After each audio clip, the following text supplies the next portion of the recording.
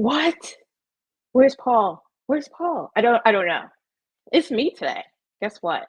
Wednesday wrap up. That's what's up. Hello, everybody. I'm Angel, A for Amazing. And we have a special guest that's joining us tonight. It's very exciting. We have Marvin Wynn. He's gonna go over his creation and we're gonna dive deep and get to know Marvin and his universe. Hey, how's it going? It's a All beautiful day here in right. Comicsburgh, not Pittsburgh. It's Comicsburgh. Comicsburgh, that's right. They officially changed it to Comicsburgh. When you come into the city, it says Comicsburgh, not Pittsburgh. So, Does it though? Does it? I can dream, right? I can pretend. Yeah, well, you know what? It's your world. It's your world right now. So we just going with the flow, right? All right. So it's The Edge is your first comic, is that right? It is actually the only comic book I've ever written or created. You have ideas that come into the head, and you're thinking about like doing something different, and it all just comes back to the edge. Like I've tried to write other stories, and they all just fit right into the edge. So it's the edge. That's the thing. Okay. The Edge. Okay. So where did the inspiration for this come from? Tell us that origin story about this comic. Sure. So, as anyone who is not familiar or have read the book before or is new to it, uh, GI Joe, X-Men in the '90s was my influence for this book. Along with that, with when Jim Lee was doing Wildcats, so all the Wildcats, Wildstorm, and things like that was the kickoff for the story. And for those who don't know, the Edge is a drug in the book that can give people special powers, but then can drive them insane or kill them. So the Oh, more you use the powers, the closer they are to that extreme. oh wow. Okay. Okay. So I did read a lot of this graphic novel and I noticed you have this trio. Hmm. Tell us about this core trio in your universe here. So the my Trinity, similar to the Batman, Superman, Wonder Woman, or in Marvel, Captain America, Thor, and Black Widow, is Blaine, Mystic, and Interim. So I mean, it kind of happenstance with some of these characters where they seem to be the ones that I'm more in tune with, and the ones that step out the most. And Mystic is the team lead. He's in the middle there, and his abilities are, so those two swords. He can generate energy through them, so he can fire energy through them. He can hold the energy in it and make them stronger than any other weapon on the planet. Blaine's ability is similar to the Invisible Woman. He can create barriers for protection, but we kind of play it up so that there's no oxygen within those barriers. So eventually he has to drop those barriers down. So, and it Okay. also doesn't have insulation. So if he's somewhere it's hot, it's hotter inside the barrier. If it's cold, it's colder. Interim's Oh, okay. ability is that she can open portals, would allow her to see a few seconds into the future and use those for transportation. So they kind of like a step portal where they, as long as she has seen where they're going, she can open a portal there and use it for transportation. The built-in weakness to that one is that she's been opening these portals since she was very young, and some of them she hasn't closed and can't close. They're too powerful now, so it starts to affect time a little bit in the areas that those things are still open. Oh, okay. So a lot of people always have ideas. Oh, Mhm. yeah, I wish, I wish, I wish. But you had an idea and your idea is on the shelves. It's Yes, ready to go. yes. What was that story? How did you get from idea to now this is a tangible product people can get? So we do have a process like that we do. We call it script to store. And whenever we do panels at Comic Cons, we talk about that. And we're going to try to take that into schools pretty soon. So the process is, and it's always a lot more complicated than you think when you're making something or anything. Like you're making a movie, you're making a book, you're making a comic, you're making a video game. It always seems like it's step, step, step, step, step, and done. So generally, you start with an outline or a plot, an idea of where you want the story to go. Once you have that plot and outline, you slot the characters into that story. A lot of people try to do characters first. I try to do story first. I want the story to tell the characters what they're doing, and then the characters to tell me what they're doing. So once you have that outline in place, then you start the script. So for a comic book, you're breaking it down by panels and pages. So you're doing page 1, panel 1, page 1, panel 2, and then you're giving a description to the artist telling them what happens in each one of those panels. Once you moved on from there, then you do dialogue. So, and one of the things that you always run into is that sometimes you overwrite for a page and you get those pages back from your artist. And you're like, oh, the dialogue I wrote is not going to fit. So then you have to edit the dialogue again. You send that to your letterer, and then sometimes he comes back and says, it's not working, man. You have too much on the screen. It's covering up some art. It's doing this, it's doing that.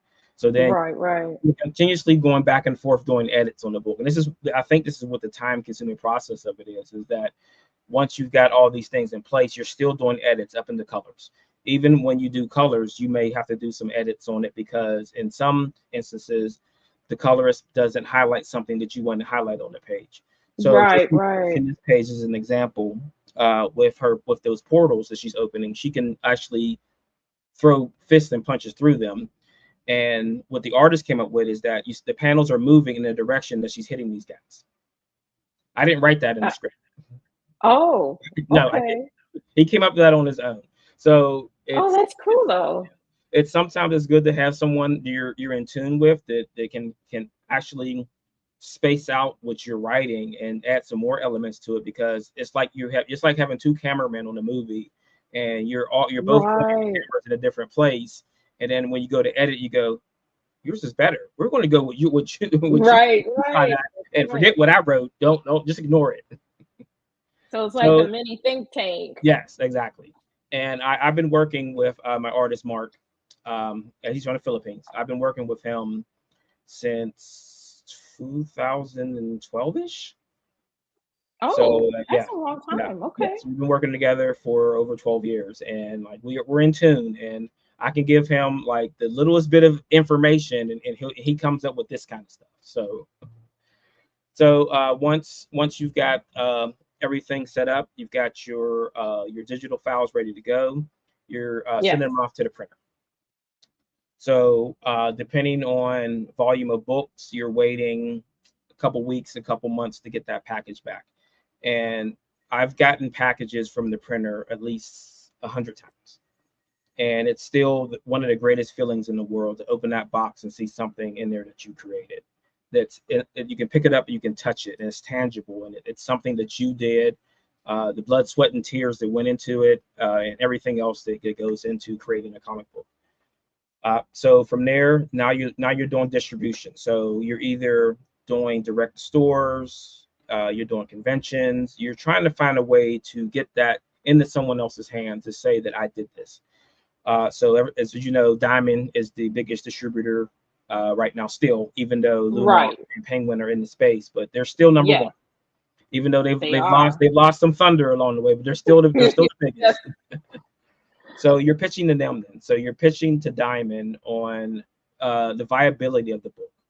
So you're kind of writing up a summary or a marketing plan saying, what makes my book stand out on the shelf that also includes X-Men, Avengers, Justice League, Batman, Superman, and thousands of other books. Like if anyone who's been in a comic shop and you see the wall, and the wall stretches all the way around the shops in most cases, and you're trying to kind of stand out. Yeah, that's right. And if anyone has seen the Diamond catalog, it's a telephone book of books. It is. Yes, thousands of pages of books. So what I ended up doing was I called like 500 stores. There are probably a little over 2,000 comic shops left in North America. I called about 500 of them, and most of the feedback was, I'm glad you called, because I would have just went past that page in the book and wouldn't have even paid attention to it if you wouldn't have called me and let me know that your book existed. That was with the first issue. And from that grouping, I made a whole list of indie friendly stores that I share with other indie creators, for them to go and contact these stores and say, hey, our books are here, we exist, give us a shot. You never know what things are going to catch on, or what things people are going to like. Right. What people have seen over the years is people walking away from a lot of the Marvel and DC books, and they want something new and want something different. They want something that's not 600 or 1,000 books in, where I don't have to go back to 1960 to find out what happened with that character when he was first invented. This is Right. round zero. We're never going to stop printing issue one. We'll turn it into a trade and make it a little easier to digest it, but we're never going to stop printing those books. It's never going to go out of stock. It's always going to be available either through a comic shop. We put books in pizza shops, and we have an online store, so you can hit up our online store and grab books from there too. Mr. Producer, can you pull up that online website so we can take a look? Because I was looking through it and I thought it was pretty unique because, being in this industry, been a collector for 30 years and some Mhm. change. Not trying to give away my age, but whatever. I see a lot of platforms. Like, Yeah. it gets monotonous, but yours was uniquely designed Mhm. in where if someone was gravitating to a particular character, you can actually go to that character's mock-up. And I love that idea. Yes. Yeah. People fall in love with particular characters as Mhm. they're reading a book, and sometimes when people are, or publishers or creators are putting together a website, it's about just the product, but Mhm. this individualizes the detail and background of each character, just in case somebody wanted to know a little more than what was in the story. So I love this. um Right, and I mean it's yeah still th- in the build phase, because yeah. now we're doing cards. So I actually had to throw some things up on there because I was doing QR codes for the cards. So I needed a link Mm, for the QR code. So some of the villains aren't finished yet, but um, yeah. in the story, and it like really not confuses me, but it's funny, is that the Revenant character is somehow everyone's favorite character, and I don't know why. And this guy's a freaking jerk. Uh, Well, and that's why. but I think You one answered of the one of the question. things I was told is that, and his power is that if he bleeds, he duplicates. So there could be an infinite number of this guy running around causing havoc. And someone told me that the way that I wrote the character is that they have a newfound respect for Multiple Man from the X-Men. Oh, And okay, yeah, I can see and, that. Yep. and I said that's cool and all, but why, like I try to talk to people about, like, why do you like this guy? He doesn't care about anyone but himself. Like he'll be on a team with people and he'll screw them over, like just to get what he wants out of whatever situation is this. Like, oh, I just feel like doing something wrong, so I'm just going to do it. Yeah, but that's the draw, because in real life, right? You have to conform, you have to do Right, things a certain way, you got to be the good guy. right, In comic books, you can be anything. right. And when there's a character that speaks to the unbiased, no Unfiltered. rules, we're just no filter, the F you all day long kind of attitude, is like, yeah, finally, like, you can see it. It's the visualization Mhm. of what you wish. So Right, yeah, he's gonna have his own fan base. He's gonna right, have an audience. right. And they love him, and it's one of the reasons why I take him off the board. I had to take them off the board. It's one of those things, because whenever a character gets popular in other comics, Yeah, they just show them, they're everywhere. Like if you remember back in the '90s, like you couldn't pick up a book and not see Wolverine in it. Like every month, exactly. Wolverine's That's in eight now. different books. It's like, That's right now with the yeah, and you Deadpool get movie. That's right, Wolverine's everywhere right now. and you and to me, I got tired of it. I got like eventually.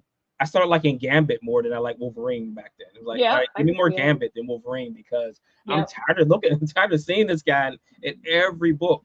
So after issue 4, we kind of push him to the side, and we bring in our new villains, the Reign. So it's kind of a double meaning because their leader is called Chaos. So the storyline is called Reign of Chaos. Okay. So that's the one of the ones that says. So Chaos is kind of our a little off character. He's infected by the Edge. That's why his body is changing like that. So he uses his powers. He doesn't care. He Right. thinks that he's in that position where I would consider him like our Magneto type character, where he feels like his people are being or going to be kind of attacked. So Oh, all okay. these people with Yeah. superpowers, he wants to kind of bring them under his wing and protect them.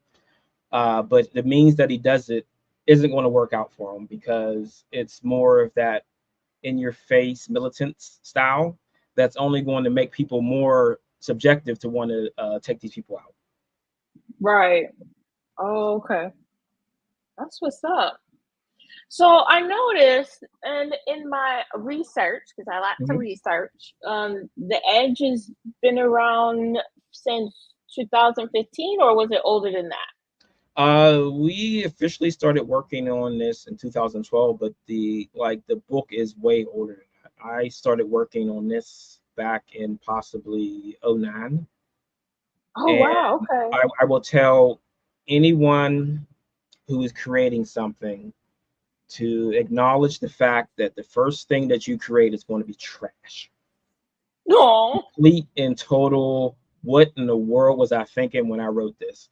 And I feel like that a lot of the stuff that I was doing back then was kind of infected by things that I was watching and seeing. It was too broad. There was too much going on. There were too many characters. It didn't make sense. I I was see. kind of creating characters just to create a character. Um, Okay. right? It was like, oh, I got an idea for a power. Here's a character, and it wasn't good. And I will admit that. And one of these days, I'm going to get my old notebooks and I'm going to publish the stuff that I did back then, and people are going to see that transition from Right. someone who didn't know a world of what they were doing and to someone who knows what they're doing and can tell a story. And like I said, that just acknowledge it because it's going to happen to everybody who does something. The first thing you do is not going to be good at all. And Yeah. I just say that not to get discouraged. That like one of the things that we always say is that it's not how many times you get knocked down, it's how many times you get back up. And Absolutely. like throughout my comic career, I've been knocked down continuously. And Right. Yes. said that's one of the things is the statement of the getting back up and trying it again. And if you do that, you never know what you can accomplish. Exactly. And I mean that's the that's the real success Mhm. is the getting back up. Yes. Um a lot of people look at the final product and they're like, wow, that's the but the success is the getting back up. So you're Hmm. absolutely right about that. I also saw that in recent times, in the last couple of years, um, it's Comicsburgh is what is that? Can you elaborate on what Yeah, is that? sure. So Comicsburgh is a collective of creators here in Pittsburgh. It was originally established for us to kind of stave off the cost of going to conventions. As anyone who has done a convention knows that the price of admission is very high. So you've got travel, you've got I food, you've know. got lodging, you've got table costs, et cetera, et cetera, et cetera, of costs. And the four of us being able, well, four of us and then our adjacent, because we've got a few adjacent people that are Comicsburgh, but they're Yeah, Comicsburgh adjacent. So um, going to these conventions and to be able to split costs on these things is helps you make a profit. One of the, I think that as a creator, one of the more discouraging things you can have is to spend four or $500 on a table at a show and only make $200. Oh man, it's Yeah, happened. I've yeah, seen it. yes, That hurts. It yeah. hurts to the core. You know, Like it's what? painful.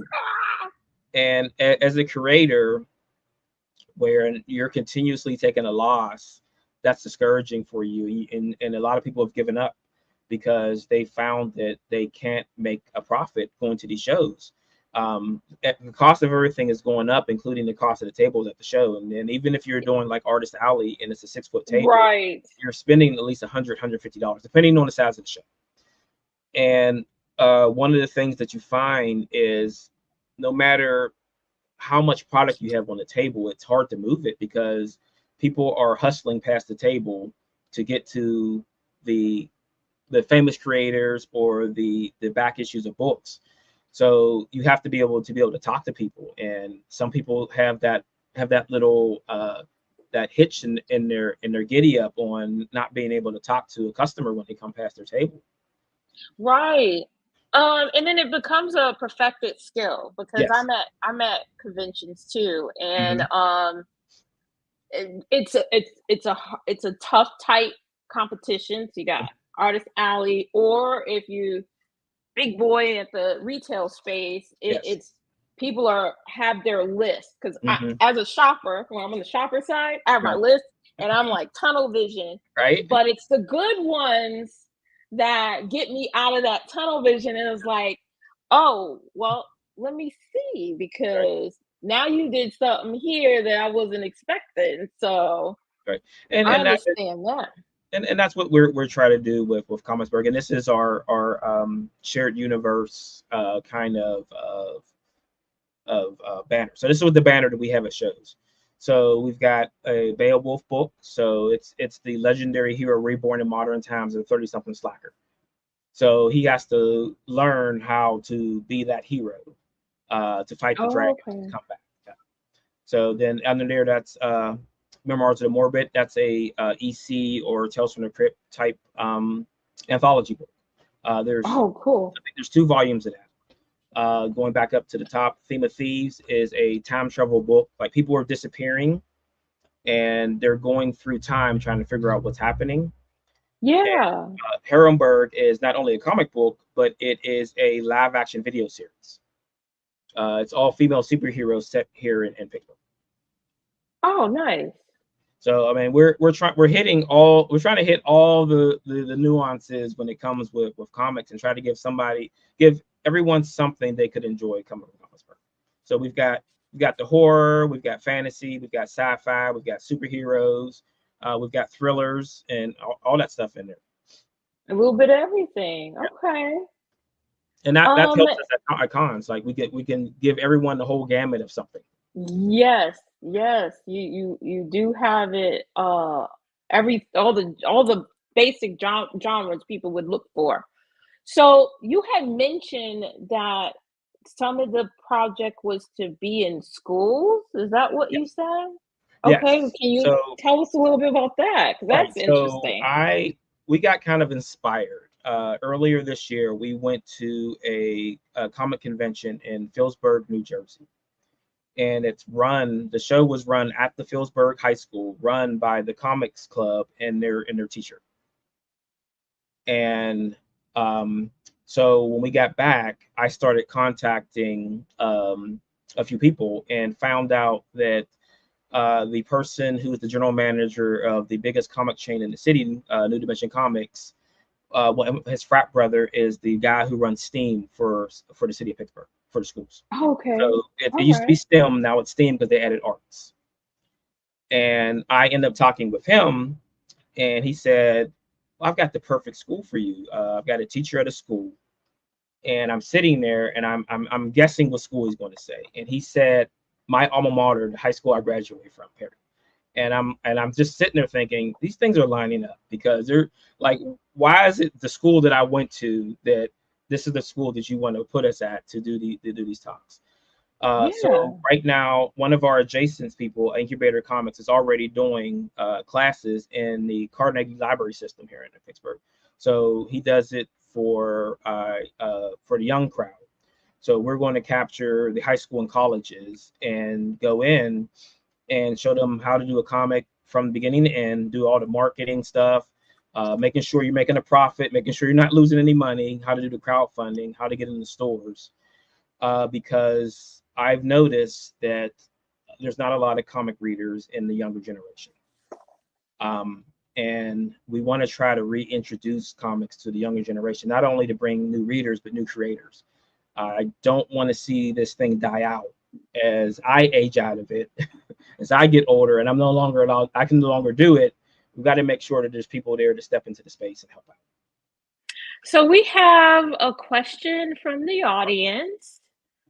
From Tomb Raider. It says, do any of your books feature any prominent women of color? All of our books do, every single one. If you're talking about The Edge, Interim is Brazilian. We are introducing more women of color into the book. I like to create characters based around how they speak to me, and I don't want to just make a character something just to fill a spot. So you'll see more and more characters popping up. Tandra, who is the liaison to the government from the strike team, is a woman of color. Hazel and Beowulf, also, she owns the cat, the magical cat that helps Beowulf. If you look at the other titles, you'll see plenty of women of color and of all spectrums. We try to make sure that we're hitting everything that is the world. Like when you look out your window and you see the world, you see varieties of people, and we want to try to have as many variety of people in books as we can. Okay, good deal. Let's see.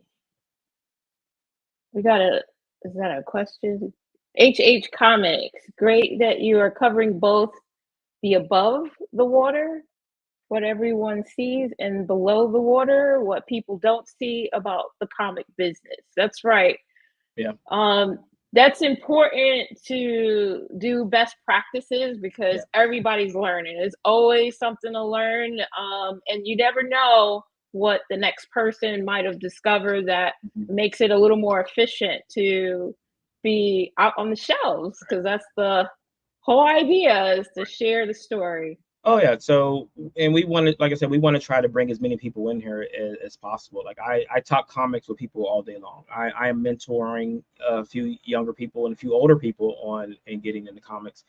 And because when I started way back in the 90s on America Online, there was nothing. We had nothing.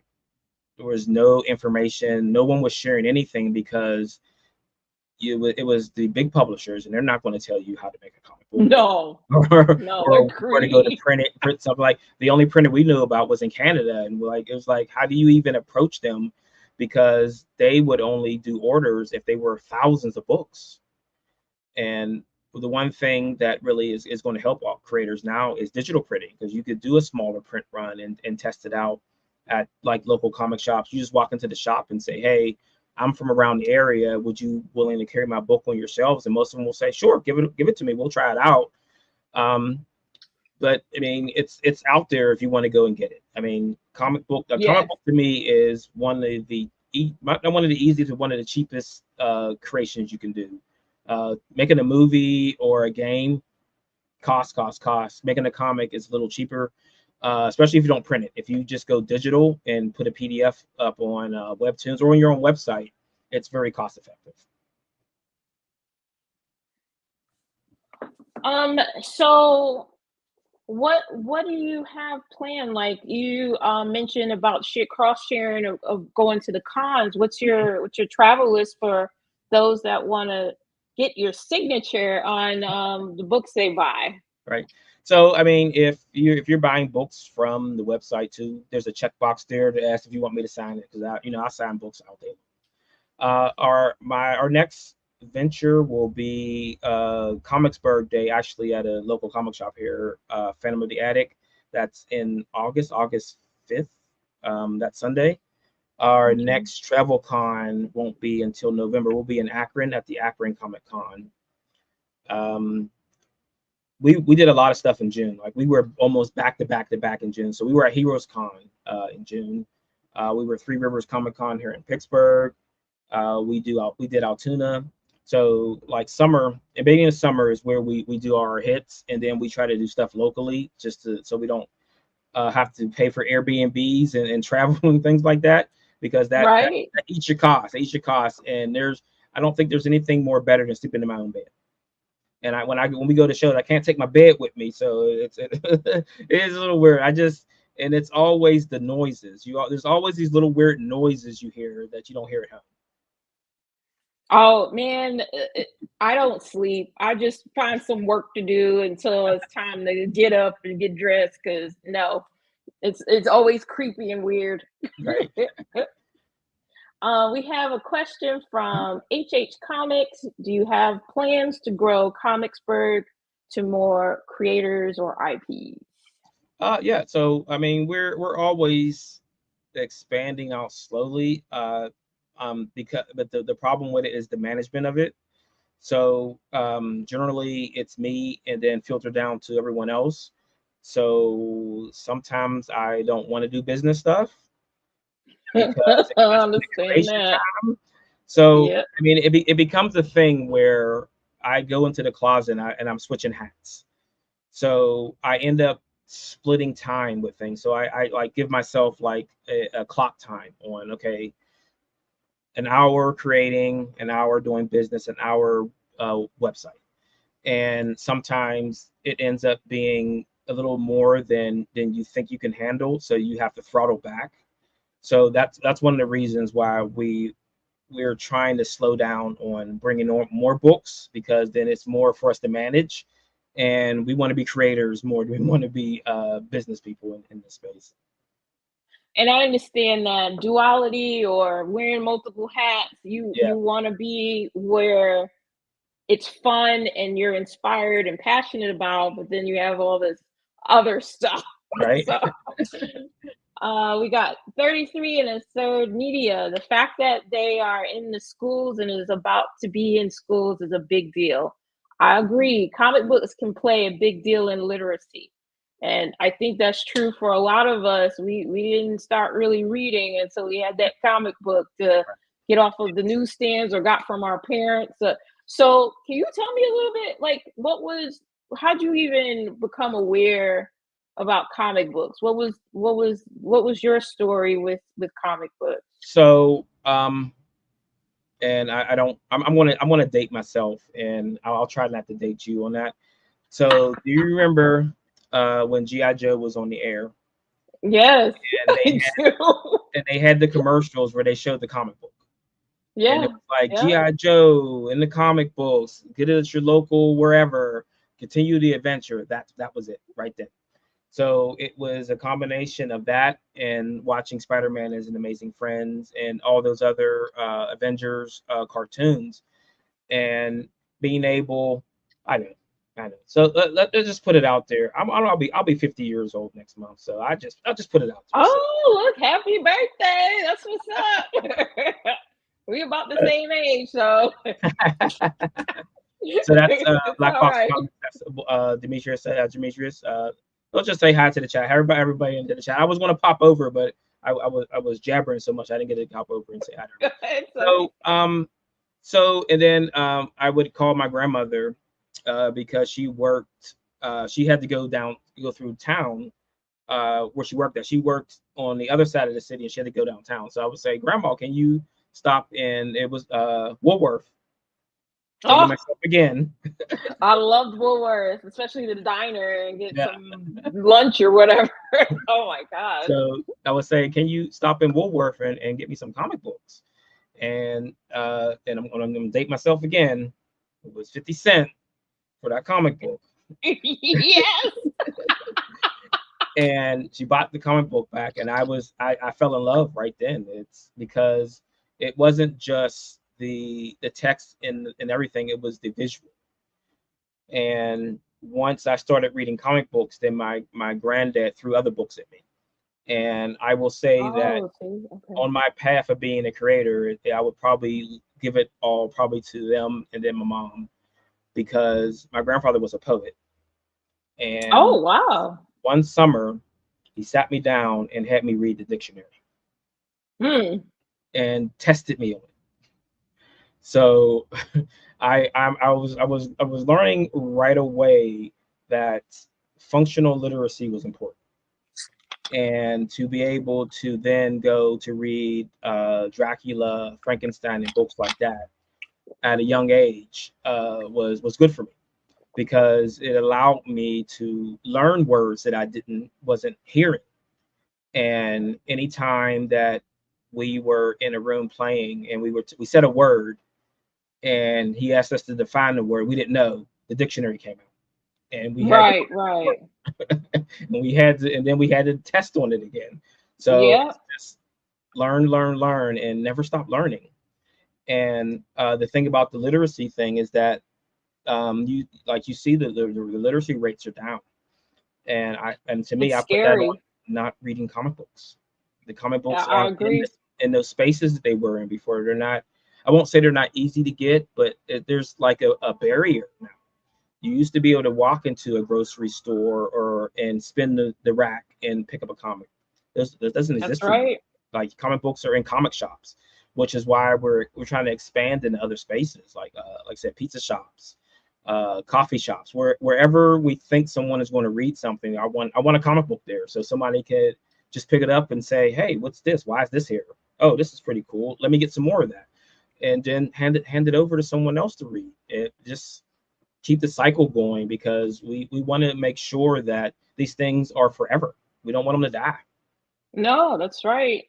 So I noticed, and you talking about the barrier, um, Walmart was huge in having a section of comic books, Hmm. and they would have the bundle packets. Yes. But even that is slowly being like now it was every Walmart and now it's only some Walmart. Yeah. I So there is definitely a barrier in access to comic books. mhm.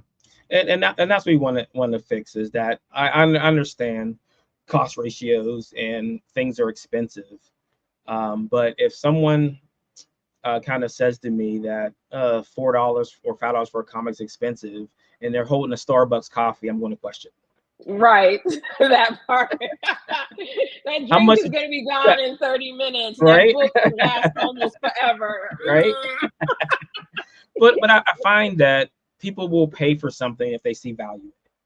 That's true. Anyone who does Kickstarters, you will see that sometimes people are charging $8, $9, $10 for a 24-page book, and people are willing to pay that price for that plus shipping. Yes. Yes. So what I like to do sometimes is we'll bundle up books for people. We'll say that, all right, we'll throw a bundle of Comicsburgh issue number ones in a package for you and give you a discount on it. When we're at conventions, if you buy more than one book, we're going to give you a discount. If you find out that there's a situation where you want to try something, like we give away PDFs for free in most cases. Like we want you to enjoy these things. Well, I mean, it's going to happen continuously, because if you ask me about, well, what are your influences, and I say GI Yeah, Joe, no, nobody knows who good. GI Joe is right now. That's not a thing. Not the younger generation, anyways. They No. have no idea. Right? Like when we go to conventions, and that's one of the elevator pitches, like, oh, the book, it's like GI Joe meets the boys and these other things, and they're looking like a dead look on their face, like, what's GI Joe? Like even though they just have recent movies, nobody liked them, so they don't remember or care about those movies. Even No. Transformers, I mean, it's kind of up in the air of someone who's going to remember that show. So I mean, I'm okay with my advanced age. I mean, look at all this gray in my beard. It's okay. I enjoy it. Right, I live right. with it. Fine. Oh man, GI Joe has so much memories for me because I played with GI Joes. Like me and my cousins, we had the whole fort and the vehicles and the little weapons and Mhm. everything. And then I remember my dad telling me about his GI Joes were the bigger ones Right. back Right. in his day, and I was like, "What? They came in larger sizes? Let's find Right. one." It There's was just it was a connection. hmm Right, and it was something that you would come home from school and you would turn it on, and it was a 30-minute action adventure and things got done. You felt like things got done at the end of the show, and Cobra always got their butts kicked, and they always had to retreat. And then the movie came out. Yes. And it flipped everything on its head, and you're like, we watched it for the first time, and I know they had to change the scene with Duke because of the Transformers movie when Optimus Prime died, and the parents and the kids that's out. right. And you're watching the scene, and you're like, I don't care what they say, he's dead. There's no way. He took a snake to the heart. He's dead. Just accept Duke is dead. And they had to change that scene. They're like, oh, he's in a coma. Like, no, nobody falls into comas like that. Okay, so what we're gonna do is, I think you have a video for us to look at, highlighting your comic. Is it one of your trailers, right? Yeah. So this is the trailer that goes over issues 1 through 4, which is the Revenant storyline, and then gives you a sneak peek at the Reign of Chaos.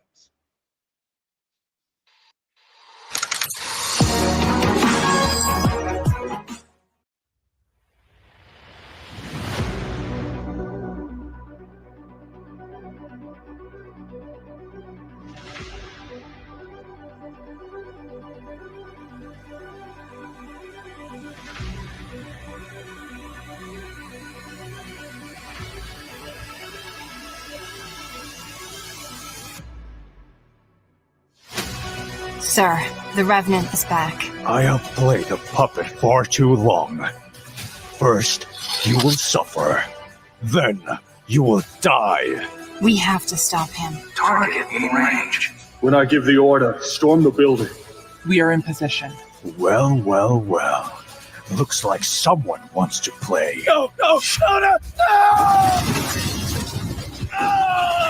Let's play.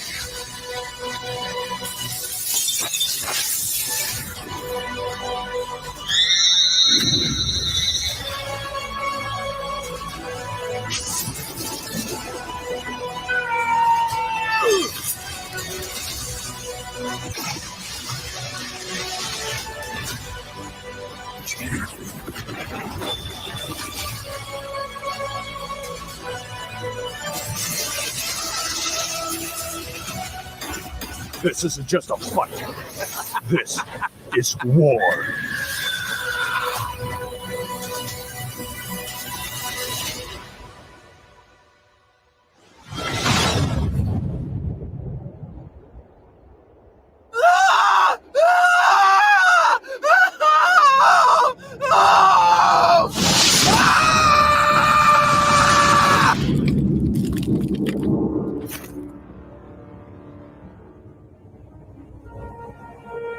Looks like chaos is coming.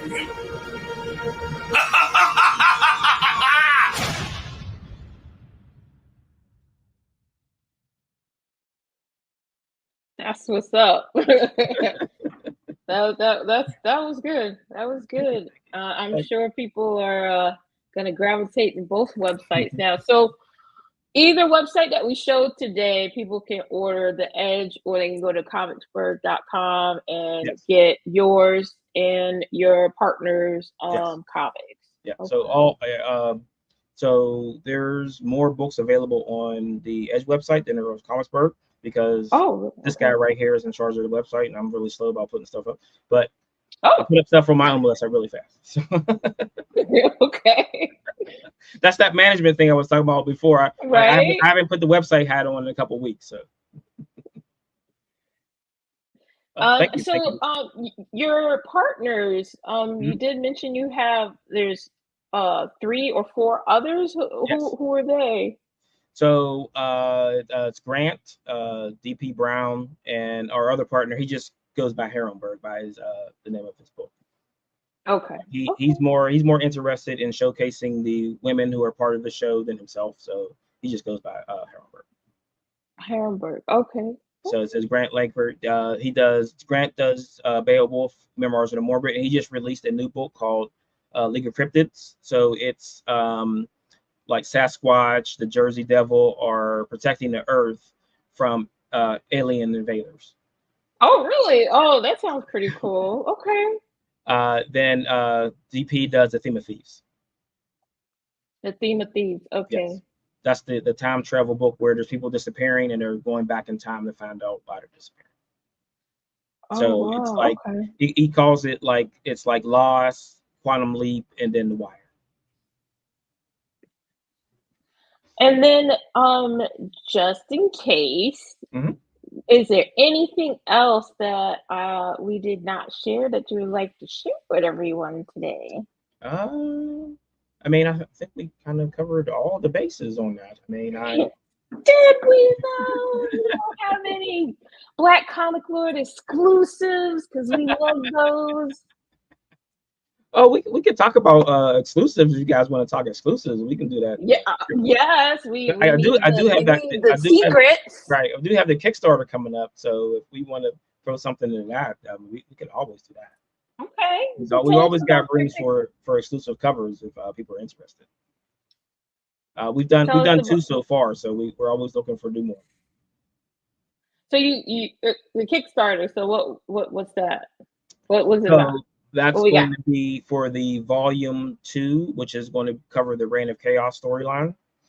So I'm planning to launch that August 24th, which is my birthday. So everybody can come and support me on my birthday and pledge to my Kickstarter and turn to buy me presents. Happy birthday! I mean, it's kind of happenstance that it happened like that. So we'll have volume 1 and volume 2. I did the volume. We had the volume 1 Kickstarter I did 2 years ago, and this is going to be my second time jumping back into the Kickstarter realm. I mean, it's an interesting thing to do because, like I tell anybody, the hardest thing I find is building the page for the Kickstarter, because I just want to make sure that everything is slotted in there. And I see Alfred is asking about 2025. Yes. So you guys know Alfred. He does chess and blowtorch. Yep. So Right. So I've known Alfred going back to those America Online days. So I'm gonna date him too, since he wants to pipe up and say stuff. We're doing a chess, and we've been planning this since back then. The Chess Edge crossover. So that's gonna be a thing. Yes. Because okay. That'll be out next year. Good deal. Yeah. That'll be good. Yeah. So I mean, like I said, we've been planning this a long time, and it's finally happening. And like Paige is one of our Comicsburgh adjacent people. So like if you see his books, it'll have the Page One Productions Comicsburgh logo. Okay. Yeah. Well, I know Alfred. He's good people. So I think next week, issue number 6 of The Edge is in stores. Actually, I did have something else if you guys want to share that. We've got the volume 1 trade and a re-release of issue 5 is up for pre-order in stores right now on previews. Nice. So into the chat. So we don't do monthly releases because that's insane. So a little bit. Yeah. Well, I mean, Marvel and DC can get away with that. Me wearing multiple hats. But we're usually releasing quarterly, and this is going to be our first time releasing the trade in stores. So I said that I think orders are due tomorrow. So if you guys are headed down to your comic shop anytime soon, make sure that you let them know that you want to get into that Edge. Okay. But like I said, that if you don't want to wait to get things through Diamond or through stores, I've got up to issue number 9 on the website, and that closes out the Chaos storyline. And then our next storyline, issue 10, is called God's Thunder. Oh, look at that. Okay, good deal. So thank you for that. So for the people who have not read the book or people who have had, God's Thunder is the terrorist organization that's in the first issue, and they hate people with powers. Right. So I want to extend my gratitude for you coming on our show and hanging out with me. What we're gonna do though, we're gonna ask, like we ask everybody, we want you to say, we're gonna put you by yourself and say, I am a comic lord. I am a comic lord? Yeah. Should I be with a question mark? Or should I say it like with some gusto, like I'm a black comic lord? You say are like a black that? comic lord. Yes, you gotta say with emphasis. With emphasis, and then like you become part of our family. oh, there you go. That's how we do it in family now. Am I invited to the cookout? I get to come to the cookout now? I mean, you're here. You're here. So you have to finish out with Let's say the my name is Marvin Wynn and I'm a black comic lord. And then I got a grit. Yeah.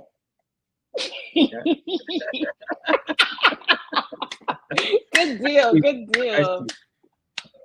No, thank you for sharing your universe with us, and we appreciate you. And we're gonna play Phil's trailer because you're in it.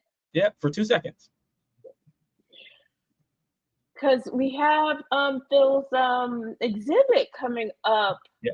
Isn't it around your end of this month? It's July 25th. As far as I know right now. I mean, I'm still waiting for the exact date and time. I know the reception. It has on the website the reception's on the 26th, so I'm trying to clarify that so I can know when I have to be there. Okay. Yeah. So as we figure out 25th or 26th. It's at the August Wilson Center down. From anyone from Pittsburgh watching, it's the August Wilson Center downtown Pittsburgh, July 25th and 26th. But the exhibit runs until January.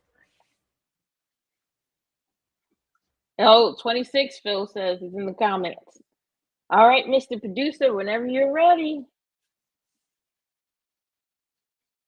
Documentary, if we could capture what's going on right now, it would be like going in the past and getting the Harlem Renaissance, capturing that on film in the beginning. What's important about this film is you are documenting exactly all aspects of how that is affecting this industry. Start talking about, the whole collection process. You're talking about fans, you're talking about collectors, you're talking about investors, you're talking about the producers, the workers. What you're capturing here is going to be important years after we're gone, because I think your film is going to show a side of this that nobody ever thought about. And it's taken all this long to actually put this level of commitment into what you're trying to show. People are going to be shocked. Oh, there's that many black people that are into this, and they spend this, and this business is this big. I'm honored to be a part of it. Larry's honored to be a part of it. This is going to be.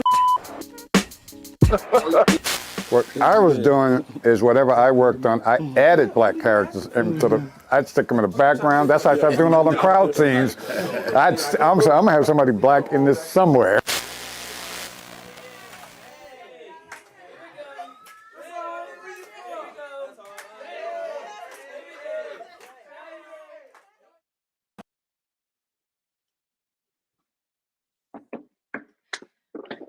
Well, thank you. So I guess we're going to move on to the rest of our show where we're just chopping it up whenever. Did you get it? Do you collect comics? I mean, you got your own comic, but are you like a collector? Yeah. I mean, I used to collect. Mainly now, I just buy books from people that I know. So I've got I do most of the Kickstarter, and then if someone I know it has something coming out in shops, I'll go and grab it. But I mean, the days of me hitting the shop to buy X-Men every week or every month that's over with. Oh, okay. I got enough books, and I don't have space to store them right now. Oh, well, that makes sense. I'm running out of room, but I'm not telling anybody. I just get my regulars, and people send me stuff and Kickstarters, and I got boxes to the ceiling. Yeah, like I hit the Kickstarters all the time. So I mean, I'm supporting everyone that is trying. So if you're out there and you're trying to do your book, and hit me up, because I'll be willing. I'll help you out. I'll be willing. Okay, that's what's up.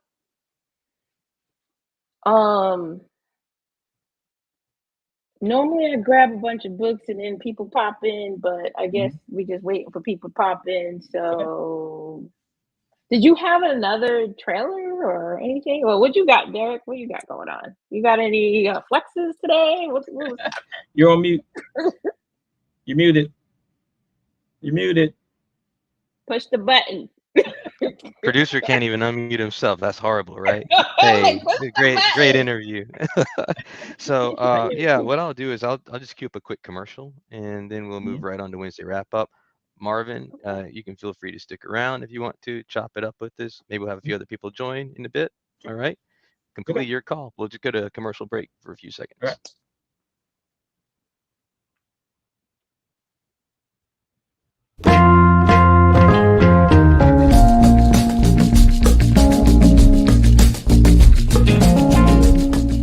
When you go to an art museum and you see pictures on the wall, what do you think? I can tell you that a picture cannot audibly speak anything. Yet you will be challenged to find something, however, that doesn't speak louder. They say a picture is worth 1,000 words. And that is how I justify buying black books at times solely for their covers. Sure, I would love for the story inside to be amazing. I would love for the writing to capture my attention and hold my thoughts for ransom. Yet I have experienced a world of story in an image. I am drawn in by drawings and pulled in by paintings, not having an inkling of the message communicated by the ink. For my mind has made up its own mind, and it has told me it does not care what the artist creates. For I, a created being, see me in the work. I see my babies, I see my ladies, I see my brothers, I see my fathers, I see my people, I see my equals, I see everything and anything and something completely different from you and you too. We see the same shapes and colors, but not the same images. Beauty is truly in the eye of the beholder, for I beheld a canvas that canvassed my heart and mind, giving me peace, giving me sadness, and giving me anger, giving me love and giving me hope. So when I see comic books with a face like me, I see a story where half the story has yet to be told, because truly it can't. After all, a picture is worth 1,000 words.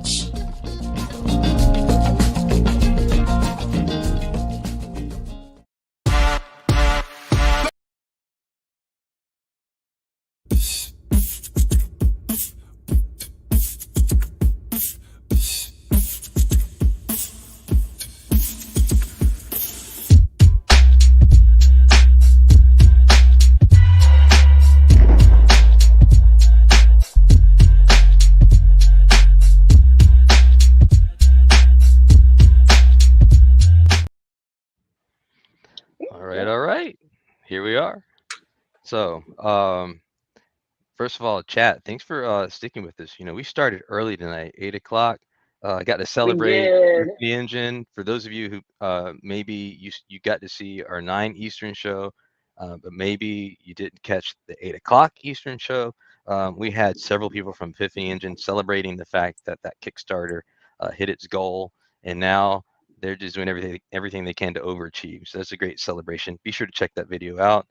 Also, Paul, he's beginning his hiatus officially now. So Paul, enjoy your time away from the Black Comic Lore, just getting a little bit of a break. And then who knows? Maybe we'll have some other people join us shortly, right? Yeah, maybe. Yeah. Anything can happen because that's just how it is. Wednesday wrap up. Did you get to go to any LCSs today or? No. If I'm being honest, almost all my time is going to work. So yeah, I've been starting my days quite early and ending them at least 12 hours later. So 12 hours a day. Come on. That sounds insane. It is a little bit. It's a little bit. Yeah. But hey, it's it's actually enjoyable work. So it you know, the amount of time doing it feels like a job, but you know, what I'm doing in a lot of cases doesn't. So that's good. Yeah, so no LCS, but I have been doing just, you know, buying a few things. And I definitely need to catch on reading. I haven't had a chance to read much at all. Oh, yeah, my reading is way behind. Yeah. Way behind. Yeah, definitely. I How about you, did Marvin? discover. Oh, yeah. What you got going on this week, Marvin? Anything? This week? Any collector items? Yeah.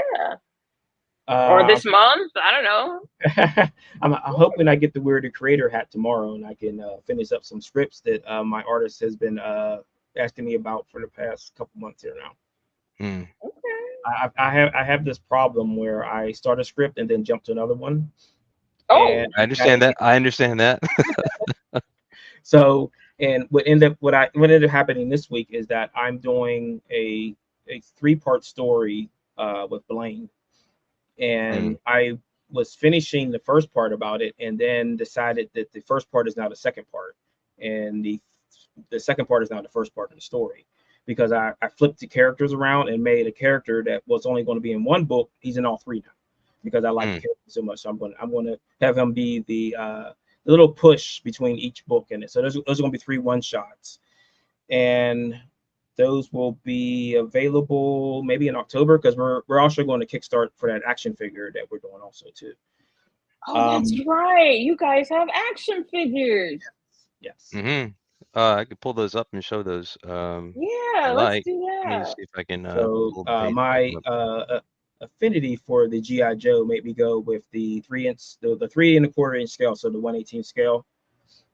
Even though everyone's moving up to the 1/12 to 6-inch scale, I'm sticking with my my little guys, because that's the one I want. But we're going to Kickstart that and the one-shot at the same time. So the first part is called High Stakes, and this one is kind of like we've got a guy who's holed up in a casino that's got some information that everyone wants. So he's coming. There's going to be a bunch of people coming to that casino to get at him, and Blaine is the only thing standing in their way. So all right. And who's next after Blaine? So it's going to be a 3-part Blaine story, and then there's going to be a Mystic story. So so the swords have a very long history, and we're finally going to explain the background of the swords. So, man, I don't want to give any spoilers, but if you're heading down to your comic shop next week and you get issue 6, we're starting Mystic on his journey in that issue. He kind of got waylaid in issue 5, and he's going on a little journey through those swords. So the swords are kind of giving him information that he probably doesn't want anything to do with. Okay, all right. So it's going to explain why he wears body armor, pretty much. Like, he's wearing an armor like a knight would wear, and we're going to explain why that is. All right. And who's your next action figure after Blaine? You have another one? It's going to be that guy.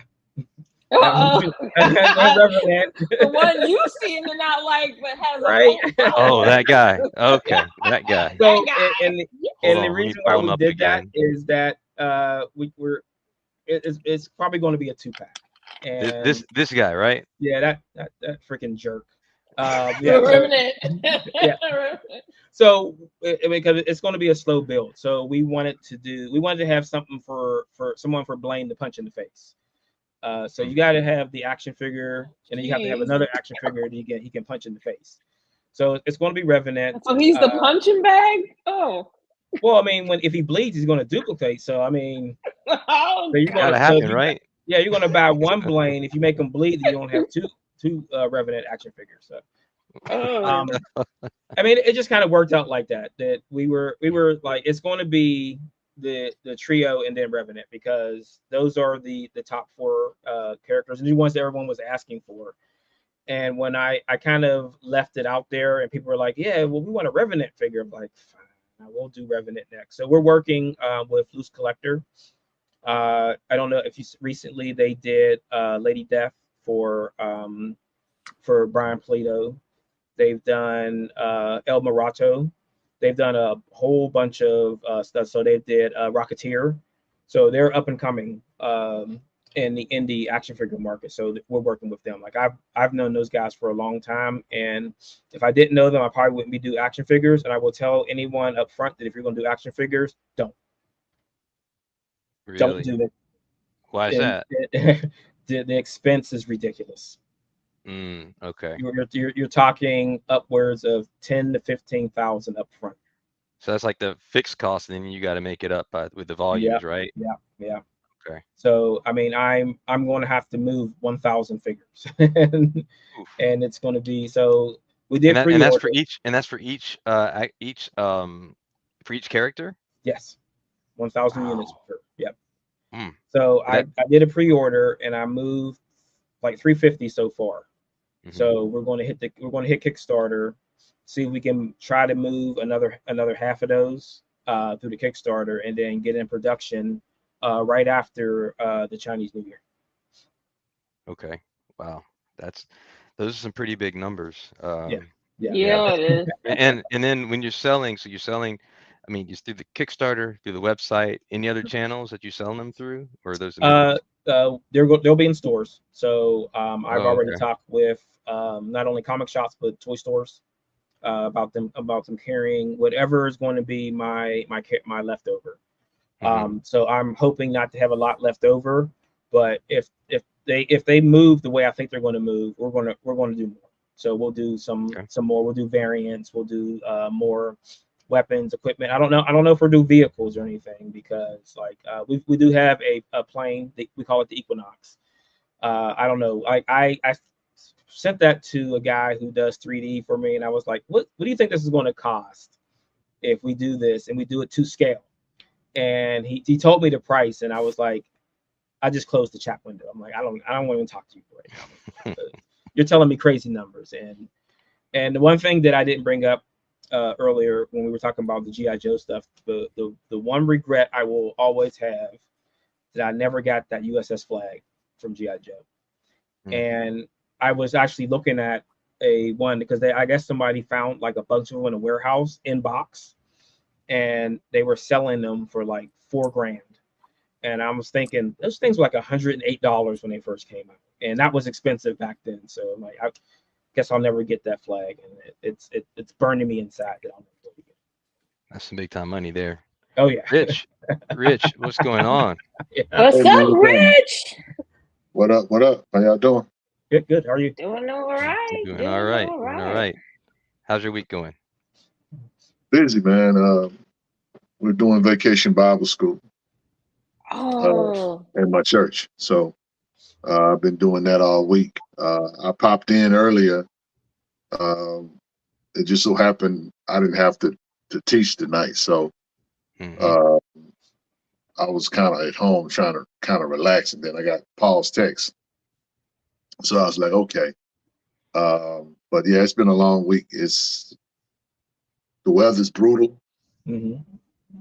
So yeah, like 103, 100. We finally got some overcast weather today. So it was only like 95. Oh, so fortunate. Yeah. Only 95. That's the kicker. Only 95. Yeah. So, but I'm good though. Shout out to everybody. Hope everybody's had a wonderful week. Like I said, I've had fun messing with the kids this week. So we got one more day, and then we got a carnival on Friday. So yeah. Nice. I remember them days, Vacation Bible School, man. That brings some memories. Yeah. Trying to be a blessing to the children. The children of the day. So I did want to take a moment. So we talked about the Epiphany Engine Kickstarter, which it is target, but we're trying to blow way past that. Yes. There's another Kickstarter that's going on right now that I think has maybe 15, 14 hours left. and I just want to make sure everybody knows about it. So, you know, we interviewed the group from Afrofutures a few weeks ago. And the interesting thing, the thing that I personally found interesting about Afrofutures is that not only is it an Afrofuturistic magazine, but also it includes modern versions of characters from long ago. Specifically, the characters from All Negro Comics #1. So they basically created modern versions of those characters within this magazine. And then also on top of that, Josephine Baker, and a story detailing Josephine Baker's life as a spy. So if you are interested in All Negro Comics, Josephine Baker, check this out. There's maybe, I think, like I said, 14 hours left in this Kickstarter. I'll drop a link to the Kickstarter here, and I guess I could put a few pages on here so you can see. So let's see, John Henry. I got John Henry in the book, and this was one of the characters from All Negro Comics, but I can't remember which one it is. And let's see. Yeah, and I don't have the names on here. This is Savannah. Yeah, Savannah.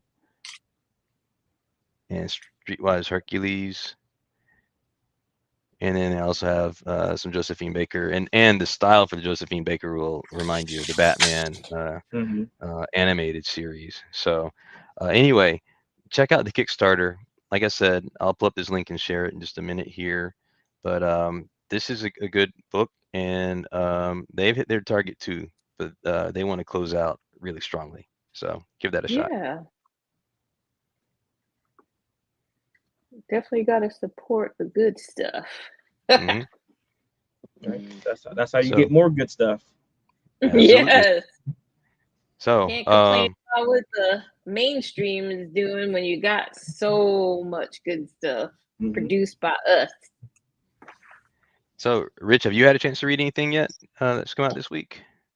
Oh no! Like I said, I've been with the kids. I've been. Oh yeah. The churches have me on lockdown. I hadn't been to the shop or anything, so I don't even know. Let's look and see what's coming out, because I don't even know what's coming out. I'm pretty sure there's probably one or two Blood Hunt books that's probably out. I can pull that up. Give me just a minute. I can specifically tell you what's coming out on July 24th in comic shops. It's called the And what would that be? 6. The Edge issue 6 is out in stores next week. Okay, there we go. Okay. And we need to. I'm sorry. What was the date? 24th next week. Yes. Okay. Let's see if we have that. I'm gonna just skip ahead to next week to see if that's on here. If not, then we need to get it added. I don't know if it comes up on full box. It's on previews on the preview site.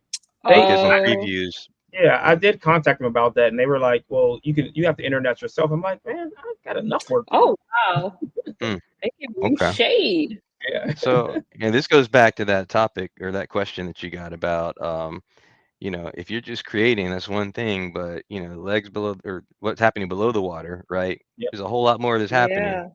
Yes. And then you have to keep on changing those hats. Right. That's the hustle part. Yeah. That's when you turn into hustle man. All right, so for this week, we've got Amazing Spider-Man Blood Hunt #3. And he's holding Dracula? Is that what that is? That's Morbius. That's Morbius. Oh, that's Morbius. Oh, okay.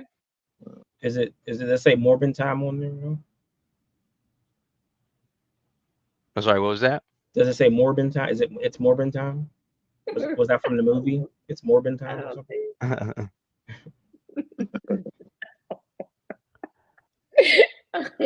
So, wow. And I haven't had a chance to look at that one yet. And then Blood Hunt, I haven't seen it. #2 second printing. That's a nice cover. It still doesn't beat our favorite Fantastic Four. When does that come out anyway? It's got to be soon. Yeah. The Fantastic Four. That's next week. That's next week. Okay. Next week. I definitely pre-ordered that one. I know that. Yeah, that's not even a black cover, but yeah, I got a few of those coming in just because it's very different. So let's see, Dracula Blood Hunt #3. That's the first print of that one. I'm having a hard time seeing what's on this cover. I'm just gonna click on it here. So okay, got Blade's daughter. It's a little abstract. It looks like with that color palette because it's got a lot of earth Yeah, it tones does. and then some faded dark reds. Mm-hmm. That's different. Does Okay. it say who the artist is for that cover? Rod Reese, I guess, is the artist. And by the way, shout out to me because I got rid of my I got rid of my I added a pop-up stopper, so I don't have these pop-ups when I set it and then one pops up. But those usually bother me on the show here. And then let's see, another Dracula Blood Hunt #3, the Manhanini variant. And then we've got a Green Lantern War Journal #11. Yep. So Rich, I forgot. So I think that one's kind of cooling off a little bit for you. Yeah, well, it is, but I think issue 12 will be the last one. Mm-hmm. They're only doing 12 issues on that, but okay. yeah, I mean, you know what I'm saying? It started to cool after, I would say, issue 8 or 9. I mean, it's been decent. It's been decent, but it hasn't really been. When it first started, it was real good, and it was Philip Kennedy Johnson kind of maintained it, and then I guess he must have got word that they were getting ready to end it because it just went kind of flat. So, but overall, it's been a decent read. You know, I anytime I can get Jon Stewart in a comic, I'm gonna get it. You know what I'm saying? So, but yeah, it's been cool. Yeah. I'm interested to see what they do with Jon Stewart after they finish this up. Okay, yeah, and then Jon Stewart's also gonna get a little bit more attention because the announcement. When was that? 1 or 2 weeks ago for the DC. Was it a movie or show? I can't even remember now. It's a show, Yeah, right? the show Lanterns. Yeah. So that should be. I'm excited about that. Absolutely. Okay, and then Heart Piercer #3 from Dark Horse Comics. Uh-oh. I think we have another a guest here. Oh, look at him! Who Uh-oh. is that? Hey. What's up? How you guys doing? Thanks for having Doing me. great. Doing great. What's going on? How you doing, sir? Not too bad, guys. Yeah, thank you so much. Thanks for having me. I thought I'd shave for tonight. Good, looking good. And you've been doing a lot of world traveling lately too, right? Yeah, it's been a little nutty. We went to we got invited out to Comic-Con Cape Town, which is our amazing second trip back to South Africa, which is super humbling, super dope, super cool. What an amazing experience, and to see so many comic fans out there. You just don't know. And last year was Johannesburg, and it was about 100,000 people. It was massive. And then Cape Town was a bit smaller, and it was it was just absolutely packed. And they've got some really interesting guests out there, from actors in One Piece to there's a South African show, Blood and Water, some of the actors from there and some other folks that you might know. One of the voices actually for Veronica Mars, who's Sailor Pluto, Veronica Taylor, sorry, she signed, we did a Niobe homage, so of Sailor Moon for you, Meg the Stallion. Oh, look at that. It's so cool. And one of the voices actually signed it, from Sailor Pluto. So yeah, I want to post this soon because we did this a couple of years ago now. But obviously with Meg's posting, I'm like, oh, maybe we should pop this, remind folks of what we do. Yeah. Oh, I love it. Nice, I love nice. that cover. Thank you. I will tell for folks that are interested, first of all, for you Black Comic Lords crew that are in the chat here, I always come with a giveaway. So tonight, this is the giveaway. What is that? Wow. This is your dead presidents. Dead presidents, yeah. Yes.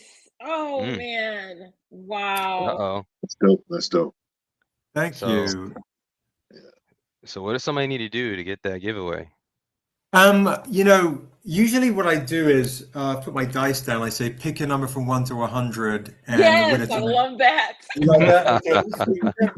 Where did I put my dice? The Oh my Thursday goodness. night giveaways. If people don't Thursday know. night giveaway. Yes. Oh, there they are. Yeah. So, and you guys can jump in too as well. So folks are in the chat, and you guys pick a number from 1 to 100. By the time I leave, someone is gonna get this. So I want to roll these dice, these percentile Dungeons and Dragons dice, because I'm a nerd. All right, I've rolled the dice number, and whoever gets closest to this number, it's out of 100. So out of 100, okay. Pick your number from 1 to 100. The winner tonight is going to win this. You only get one guess, right? My number's always 4.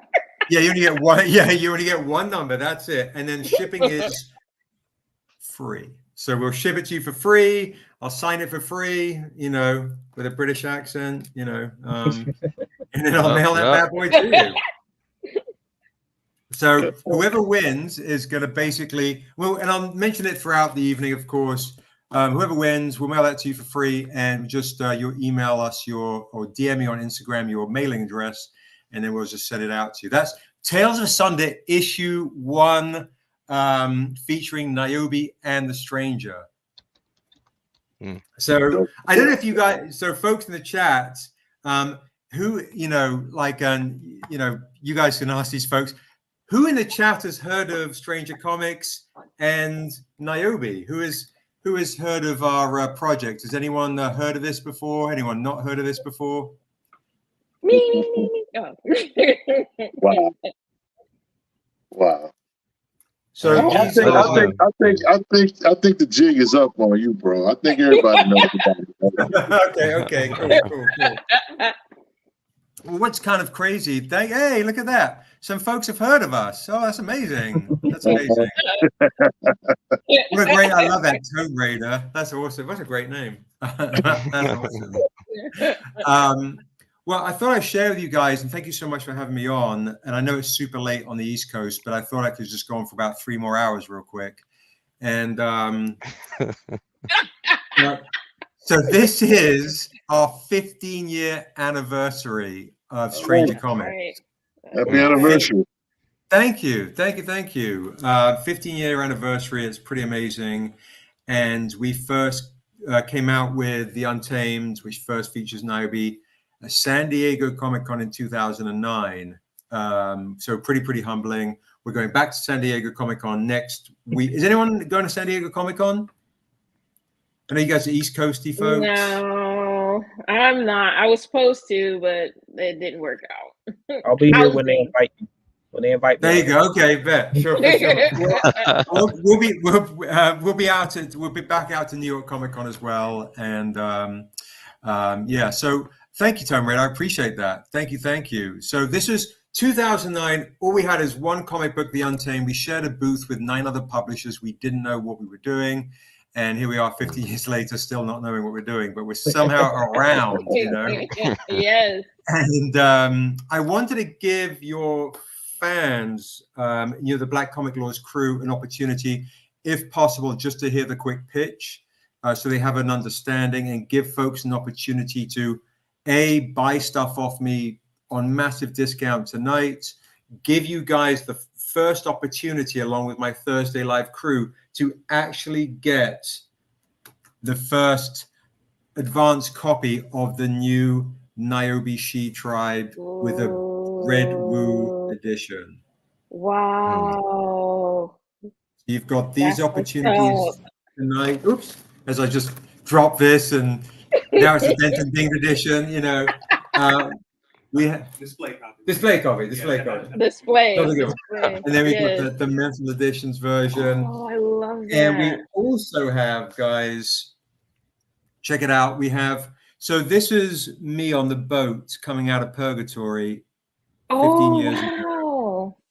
This is our wraparound edition.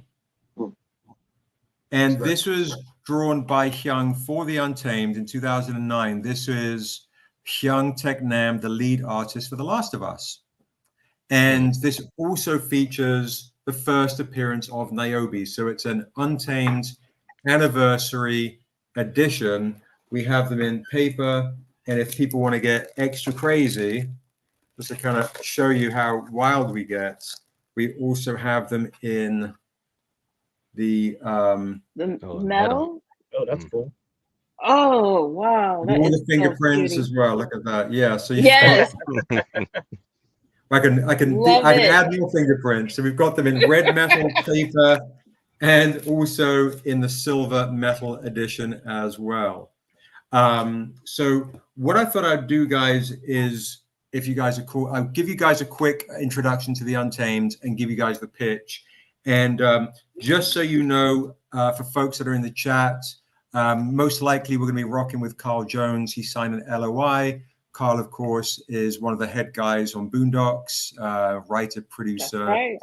Boondocks. So playing with him, a lot of fun stuff coming down the pike. So this is where it all begins, guys. For folks that have heard of Stranger Comics but don't know the story, the Black Comic Lords have heard it. They might fall asleep. They've heard it too many times, but I'll We're okay with it. We're okay with it. Okay. Thank you. So here's the pitch, guys, for you folks out there. So here we go.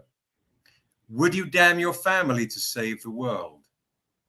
This is a story of a man who's stuck in purgatory. And after 10 years, the devil comes along and he says, I'll give you 7 days to reap the 7 souls that murdered you and your family. He says, well, sign me up. He takes a drifter's return to a one-horse town and a huge world. As his memory comes back in broken shards, he realizes when he was alive, he was a bad man and maybe he deserved to die. But now he's on a path to save his family. On his path to save his family's soul, he meets a little elven girl called Niobe. And she reminds him of how old his murdered daughter would have been, giving this man a second chance to be a good man, a father. He only has 7 days. The kicker is, what if she's one of the 7 souls he has to collect? And the devil set the whole thing up just to find her. Would you damn your family to save the world, or would you damn the world to save your family? Because if Niobe can stay alive in the Untamed, she will grow up to become my world's Luke Skywalker. I would say the Acolyte, but I know it seems a bit sensitive subject these days. Not with us. The Acolyte is Amanda Stenberg, who wrote the first Niobe with me. Kind of crazy. So Niobe spins off. It's a Beauty and the Beast love story. Give you guys kind of a glimpse into the kind of artwork that we do. For folks that are interested. Oh, Ben Jones, thank you. I appreciate that. I will check that out. Strange Comics needs to check their Instagram DMs for a special gift. Sigh. Okay, I will check my Instagram for sure. Thank you. I appreciate that. So there you go. Here is some Niobe action right there. Look at that. Wow. These are the hardcovers right here, guys. The hardcover of Niobe Shear's Life, which has got Viola Davis's forward. You got all these wonderful things right here. So we have 6 hardcovers, guys. And for folks that are in the chat, if anybody in the chat actually wants to get something from me, all trade paperbacks will be $5 off. So if you claim in the chat tonight while I'm on, I could do Niobe Shear's Life for $15 instead of $20.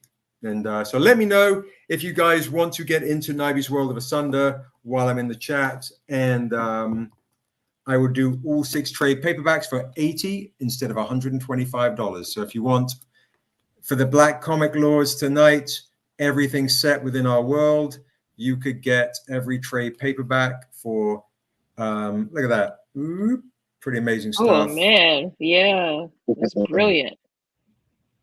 For $80 instead of $125, including where it all begins, The Untamed, The Sinner's Prayer, which is what I was sharing with you earlier. So let me know if you guys want anything. And then also for you guys, if you prefer the hardcover, we have great deals on that. If anybody is interested, before we take these to San Diego Comic-Con, there are only 77 copies of this. So 7 days, 7 souls, 77 copies of the anniversary edition of The Untamed. These are going for $40, and I've pre-sold quite a few, and we most likely will sell out of San Diego. So let me know if anyone's interested. And the other stuff I did bring, which is a little more reasonable and cheaper, is I have a few of these left, guys, which we printed in Johannesburg, the Comic-Con Africa exclusive. So pretty. Yeah, it's super lovely. So that's the spiel.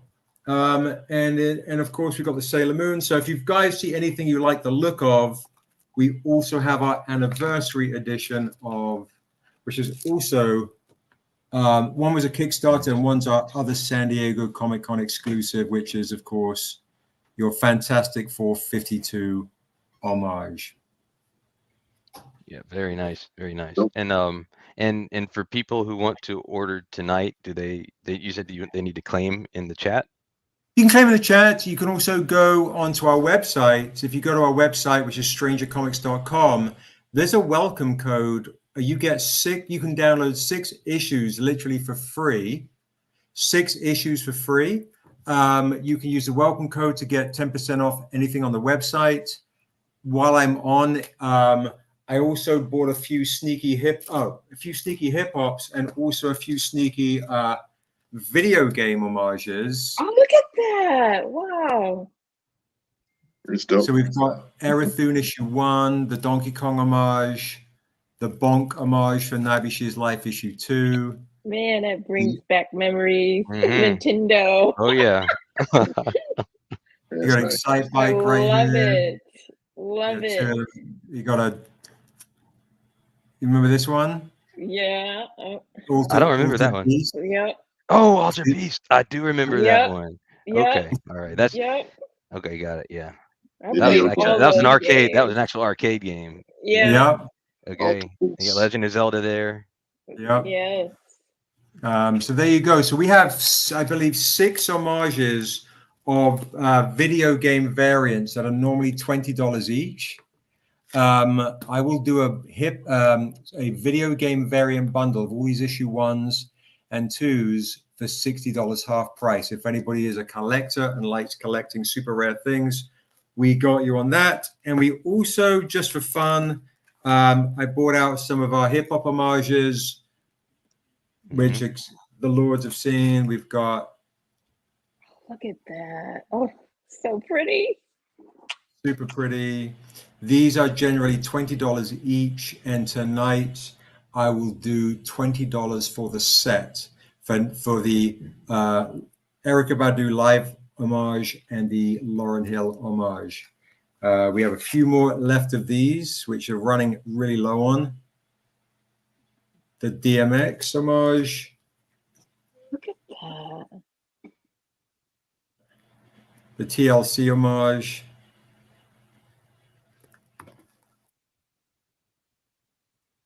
Biggie Smalls. Who doesn't know any of these homages? Right, you guys are from the East Coast. You guys be snapping these up. Look at that. The tribe homage, what everyone's always after. And the other tribe joint right there. Now, a lot of these I'm showing you guys, we don't sell on our website anymore because they become super, super rare and collectible. Your De La homage right there. So if anybody is interested in the hip hop homages, I will do a big discount. These generally go from anything from 20 to 40, depending on. Any one of these tonight, I will do for $10. So if you see one that you like the look of while I'm on with the Lords, let me know. So like these are not on the website anymore. So if you want something like this, very, very rare stuff, let me know. But this all takes place in the world of Asunder. And just to kind of give you a glimpse into the interior artwork of our stuff, as example. So here's Dusu I was showing earlier. Right. This is kind of what Dusu looks like on the interiors. So if you haven't read Dusu, if you haven't got into the world of Asunder, and congrats to the Epiphany engine, the character Dusu is going to end up being in the Epiphany engine. This is the character that's in Right. Epiphany Engine. Dusu is going to be in Epiphany Engine. So, and that's Naibi's brother right there, Waso. We've got a lot of first appearances in here. So yeah, a lot of good stuff, a lot of fun stuff, guys. A lot of fun stuff. Oh, look at that! I got that hardcover. Yeah, I love that. Yeah, I heard that Rich is an executive producer on Epiphany Engine. Yeah, we all are. Yes. Yeah. Tony had announced that tonight. Oh, that was just incredible. Oh, Congratulations. I just love it. Yeah, absolutely beautiful. Congrats. How are you feeling? It's a little surreal. Yeah. I mean, I think it's pretty cool. We get a chance to be a part of history. Something I can show my daughter, my grandkids. Just your daddy ran his mouth one night and helped create history. So, I mean, for real, it's what the cool thing about it is, Sebastian, is that for me, I'm not. A lot of people are pumped and excited, and I am in a way, but I'm kind of like laid back with it because I felt like it was going to be done. You know what I'm saying? It was just to me, it was just kind of like, all right, this is going to happen. There's no way that this is not going to happen. And so I kind of was on that side of it or whatever, and so for me, it's beautiful to see creators of color able to come together and make something. What I'm looking forward to is the things that are going to come out of it. Yes. This is going to give opportunities for certain creators to say, you know what, I like your character. Let's collab. I think we can look forward to some of that. And let's be honest, with that many creators and that many IPs, that many ideas, that many concepts, everything as far as put together a media publishing company is right there. Yeah, for sure. When you're talking about animation, talking about comics, you're talking about books, a little bit of everything. And so for me, it's just like, okay, it's almost like catching lightning in a bottle. And so I'm glad that I'm glad you're a part of it. I'm glad all the creators are a part of it. But it's just going to be interesting to see what comes out of it. Because in my humble opinion, they were talking about Black Panther earlier, and people were talking about, what was going to come out of that. Black Panther came out in what year? 2018, 2017? Right. Yeah, 17 probably. Now, yeah. And so I think that was a moment that was almost missed. This kind of, in my opinion, makes up for that. That ground. Because I feel like the inspiration, the ability to be creative is sky's the limit. The sky is the limit. And I'm just happy and proud that people could put their egos aside. Yes. To make this happen. Because I'll share this with you guys and I'm gonna shut up. About 3 years ago, somebody came to me with this idea. And one of my things to them was, I don't know if you can get past the egos. I just don't know. I mean, I'm saying, because that's egos. Listen, nobody likes to talk about ego. Right. But let something be where you have to bring it up. This is the kind of thing, it's like everybody had to kind of like put their egos aside or put their agendas aside for a greater goal. And what we've seen is that one, it's possible. And two, from here on out, there's no excuse. Exactly. The barrier's been torn down. Yep. That ceiling is been done away with. So I'm happy. You know what I'm saying? I'm happy to see characters like Dusu, who, even though I love Naomi, but I am a Black man. And I like to see Black men in action. I like to see Black men do their thing. And so I'm glad that he's in the book. And Naomi will always get her shot. She's the flagship. For Stranger Comics, there is no. That's who she is. But I love Dusu, and I love your writing on it. And so for me, it's one of those things that some people that have never seen Niobe or Dusu will be able to put their eyes on your character. Yeah, right. For the first time.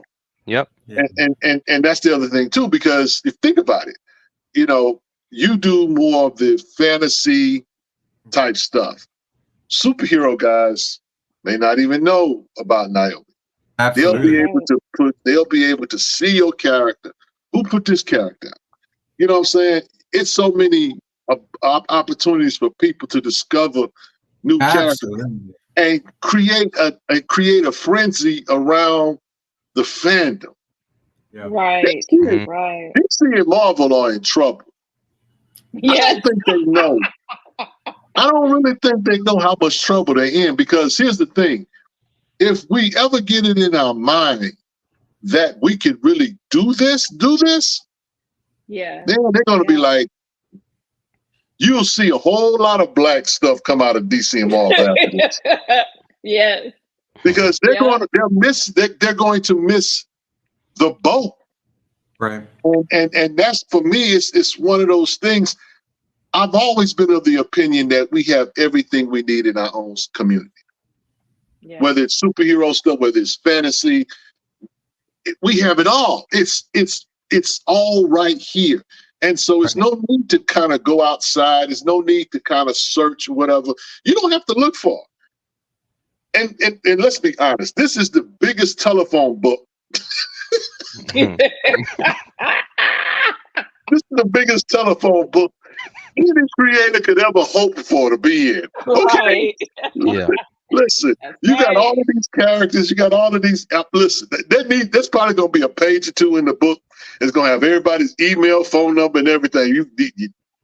Because it's an amazing thing.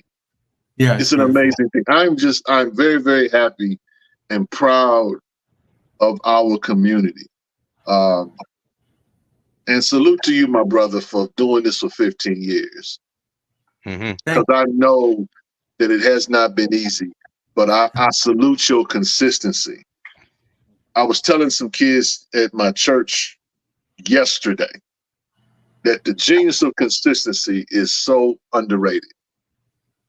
You can just keep doing what you're doing and don't miss a beat or whatever. You'll get so much just out of that. It won't even really be hard just because you've put yourself in a position to keep your momentum. And so that's the thing that I think that the Black comic book community at large is desperate need of. Consistency. Consistency. If we get that, Marvel, DC, who? I'm telling you. And so I just really am grateful. When Tony said what he said tonight, I was kind of like, yeah, okay. I'm not gonna get too happy. I can't, because I'll get beside myself. Maybe I will, I'll have a delayed reaction later. But for now, I think that's what it is. Yeah. But for now, I'm just really saluting these people, man, because these are my peoples, y'all. Yay. You know what I'm saying? For real, these are my people. This is like everybody just came to a cookout and decided to do something dope. Yeah. And I happen to be there, you know what I'm saying? So I tell people all the time, there's nothing amazing about me, but I make a point to surround myself with amazing people. And so I'm really stoked, you know what I'm saying? That's a talent in itself, just as far as recognizing good souls, recognizing good folks to surround yourself with, not everybody can, see that, navigate that and receive it, so that's a beautiful thing, Let me ask you something, Sebastian. You've been doing this a long time, right? And if you've met a lot of people doing this kind of stuff, did you ever think you would see something like this? No, definitely not. I never thought the Epiphany engine, like as far as that many folks, no. No, because, I mean, look, you can kind of, the reality of what you're saying is ego, right? Yeah. Yeah. When I've been around for a minute now, when I came out, no, I like girls. No, when I came out with Stranger Comics, sorry, it's just too easy. It's low hanging fruit. When I came out with Stranger Comics, there was a lot of rumblings of like, who the fuck is this guy? And there were some folks that were really like, oh my God, this guy seems really nice. And oh, this comic seems great. I didn't know. I was just wanting to tell good stories. I didn't have an agenda. I didn't was like, oh, I'm going to do this, Of course, working with Amanda, originally we were going to write a novel together of Niobe, and we both realized we definitely didn't have the time to write a 500-page novel, so it became a comic book. And then the comic book made history, being the first of its kind, with a Black female author, artist, and hero. It's nationally distributed. But during that time, and then after that, there were a lot. The big two suddenly were trying to swoop in and poach. There was a lot of independent rumblings. I heard people come up to me and go, so and so says this about you. I'm like, I don't know who that is. I don't know if I care either. It's sad. And then now and again, I would see not very nice comments online, but I often found the positive outweighed the griping and the he must have this, and he must be rich, and he must have this, and he must have investment. Like, no, I put this shit on my credit card and hope for the best. I don't want to tell you, So I think that mentality of used to the old mentality, which maybe is kind of what you're saying, Rich, as far as in the old days, you felt like Marvel and DC was almost like the white man's table, and here are the scraps, and maybe we can get one of us in there to have one job. Oh, that one person took that one job. Now I can't take that one job. So now there's a bit of dissension amongst the independents. Oh, I'm doing a fantasy comic. Wait, he's doing a fantasy comic. Oh, he's got that actress.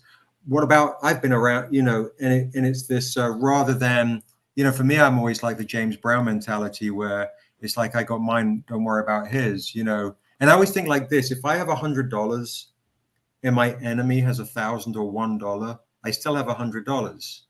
Yes, sir. So what difference does it make? If I have $100, but my friend has $1,000 or $1, I would want my friend to have $1,000. I want my friend or a good person to ascend. I still have $100, so why am I not wishing the best for someone I love? And if they're deep, maybe rising tides, and if I have and so on. And I think what the folks have done with Epiphany is allowed the opportunity to, kind of what you're saying, Rich, is to kind of say, then there doesn't need, we've essentially created our own table, essentially, and we're going directly to the consumer through Kickstarter, so there's no middleman needed. I'm the person who's my creation, and I can give it straight to you, to the consumer. And now the consumer, a lot of times there's this rub, right, which I'm sure you guys talk about, where, and without trying to sound political and so on, but generally the white right wing, the white dollar will be of a certain age, will be very like, oh, I have my disposable income will go to support my narrative or what I want to support. Hear me roar. I like that. Whereas it's been, that's been, I think, a knock on some of the indie Black community, where there's not enough support. Like, yeah, I'll do a post and I'll share and I'll leave a comment, and I can't afford it right now. And a lot of that's true and all of that's fine. But the support, the beautiful thing about Epiphany is that it shows that that's false, and it shows that this moment is to be celebrated, And I don't know if that's naturally been the progression, and maybe that just happens to have been the progression of this forced reality of like, hey, we need to come together and let's rally behind someone's vision, and that's a beautiful thing, right? Which I think when you're a bunch of kings of your own fiefdom or queens and so on of your own fiefdoms, you tend to feel like, well, I need to be the head person to see my vision. This is how I would do it. For me, I've always been hey, when it's my vision, is my fucking vision. Right. But if it's someone else's, tell me what to do. Tell me where, put me in, coach. You know, it's your vision. Yes. Oh yeah, I see it. I'm with you. Just give me the ball. I'm there. Or what do you need me to do? You know, sweep the floors, do this. You know, that's a great vision. Then I can be behind it. So I think that's, you know, if I'm rambling, it's just I feel like I got it's been the evolution is now. Hey, this is proof that the community supports its own in a beautiful way. Yes. Mm-hmm. Yes, and shout out to the community for for coming through as well, right? So massively. Yeah, without people I mean, it's really the reality of comics is. I had a meeting earlier today and with a guy, head of the studio, and he's like, "How do you make money selling comics? The cost of the printing, the cost of an artist, the cost of a letter, a production designer, an editor, shipping. How do you make money creating comic books?" And that's why a lot of indies, you know, have their day jobs, and this is their passion to make this so we can get to this place, like you're saying, Rich, of ascending into next phases and levels. Because costs of comics is absurd, because the $4 comic hasn't caught up with the cost of the increase in paper, in storage fees. Right. Like back in the days, a pallet would be $18 in a pallet for me to store a pallet full of books in a warehouse. Right after COVID hit, one of the warehouses I work with jumped to $40 a pallet. Oh, that's So such a huge jump. If you think if I've got 20 pallets or 30 or 40 pallets of stock, you're going, oh my God, that's thousands of dollars more per month. And then where do I sell? Comic shows, great. Comic booths, the cost of those go up. Went up significantly. Significantly. Yeah. The cost of admission to get in, the cost of a table, the cost of a booth, the cost of accommodation in the area where the comic conventions are at. So, but you can't charge. How do you? Some people are like, I'm not spending more than $4. You know, like, well, then I can't survive and I can't put out the comic. So there's an education process of, absolutely, in order for us to put out the content, we need to be supported by folks who want to read what they want to see. You know. Well, you know, it's interesting that part of the art that we consume and whatnot. Like I say, I believe we have everything that we need in the space to do those things. I mean, we're going to a Comic-Con in next month. Okay, which one are you going to? It's called Atlanta Comic-Con. It'll be in Norfolk, Virginia. I've heard about it. Yeah, that sounds amazing. Yeah. And so what I'm getting at is that this is a con that's put on by a couple of brothers. And if we could ever get the community to circulate the dollars, you know, the big cons are the big cons or whatever. But if we can get people to just circulate their monies and let's just, you know, full disclosure, Black dollar circulates in the Black community about 6 hours, if that.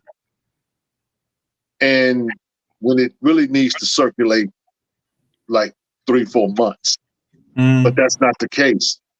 But at some point, when we talk about the creators and the business of the business, we got to be able to create opportunities, and we got to be able to create spaces where, you know, when we go places or whatever, I'm putting my brother to work. I'm putting my sister to work.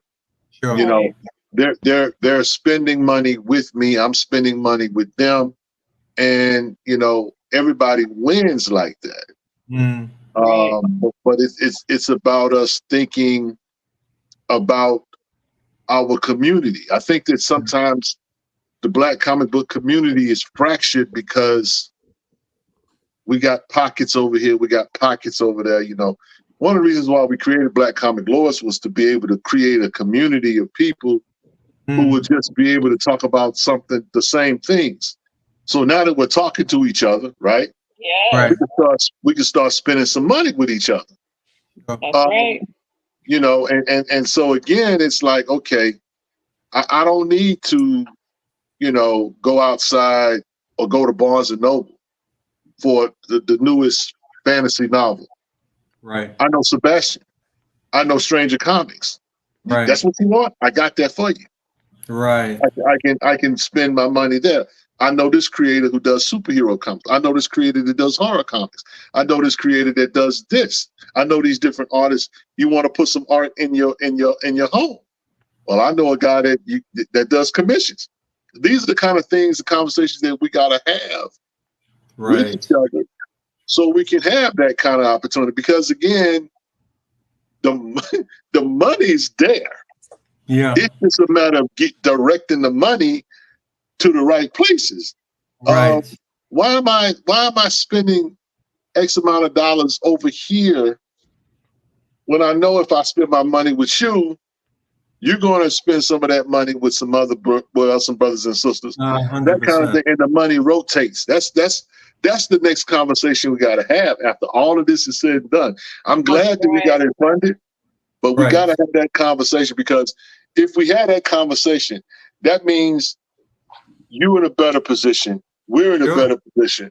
You know what I'm saying? Everybody wins. So that's just my thoughts on that. No, I love that. That's a beautiful thing.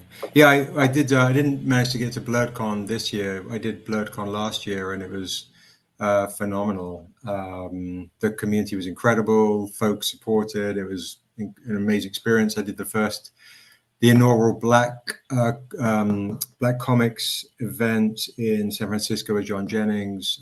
When you have those events, I just connected with John today, funny enough.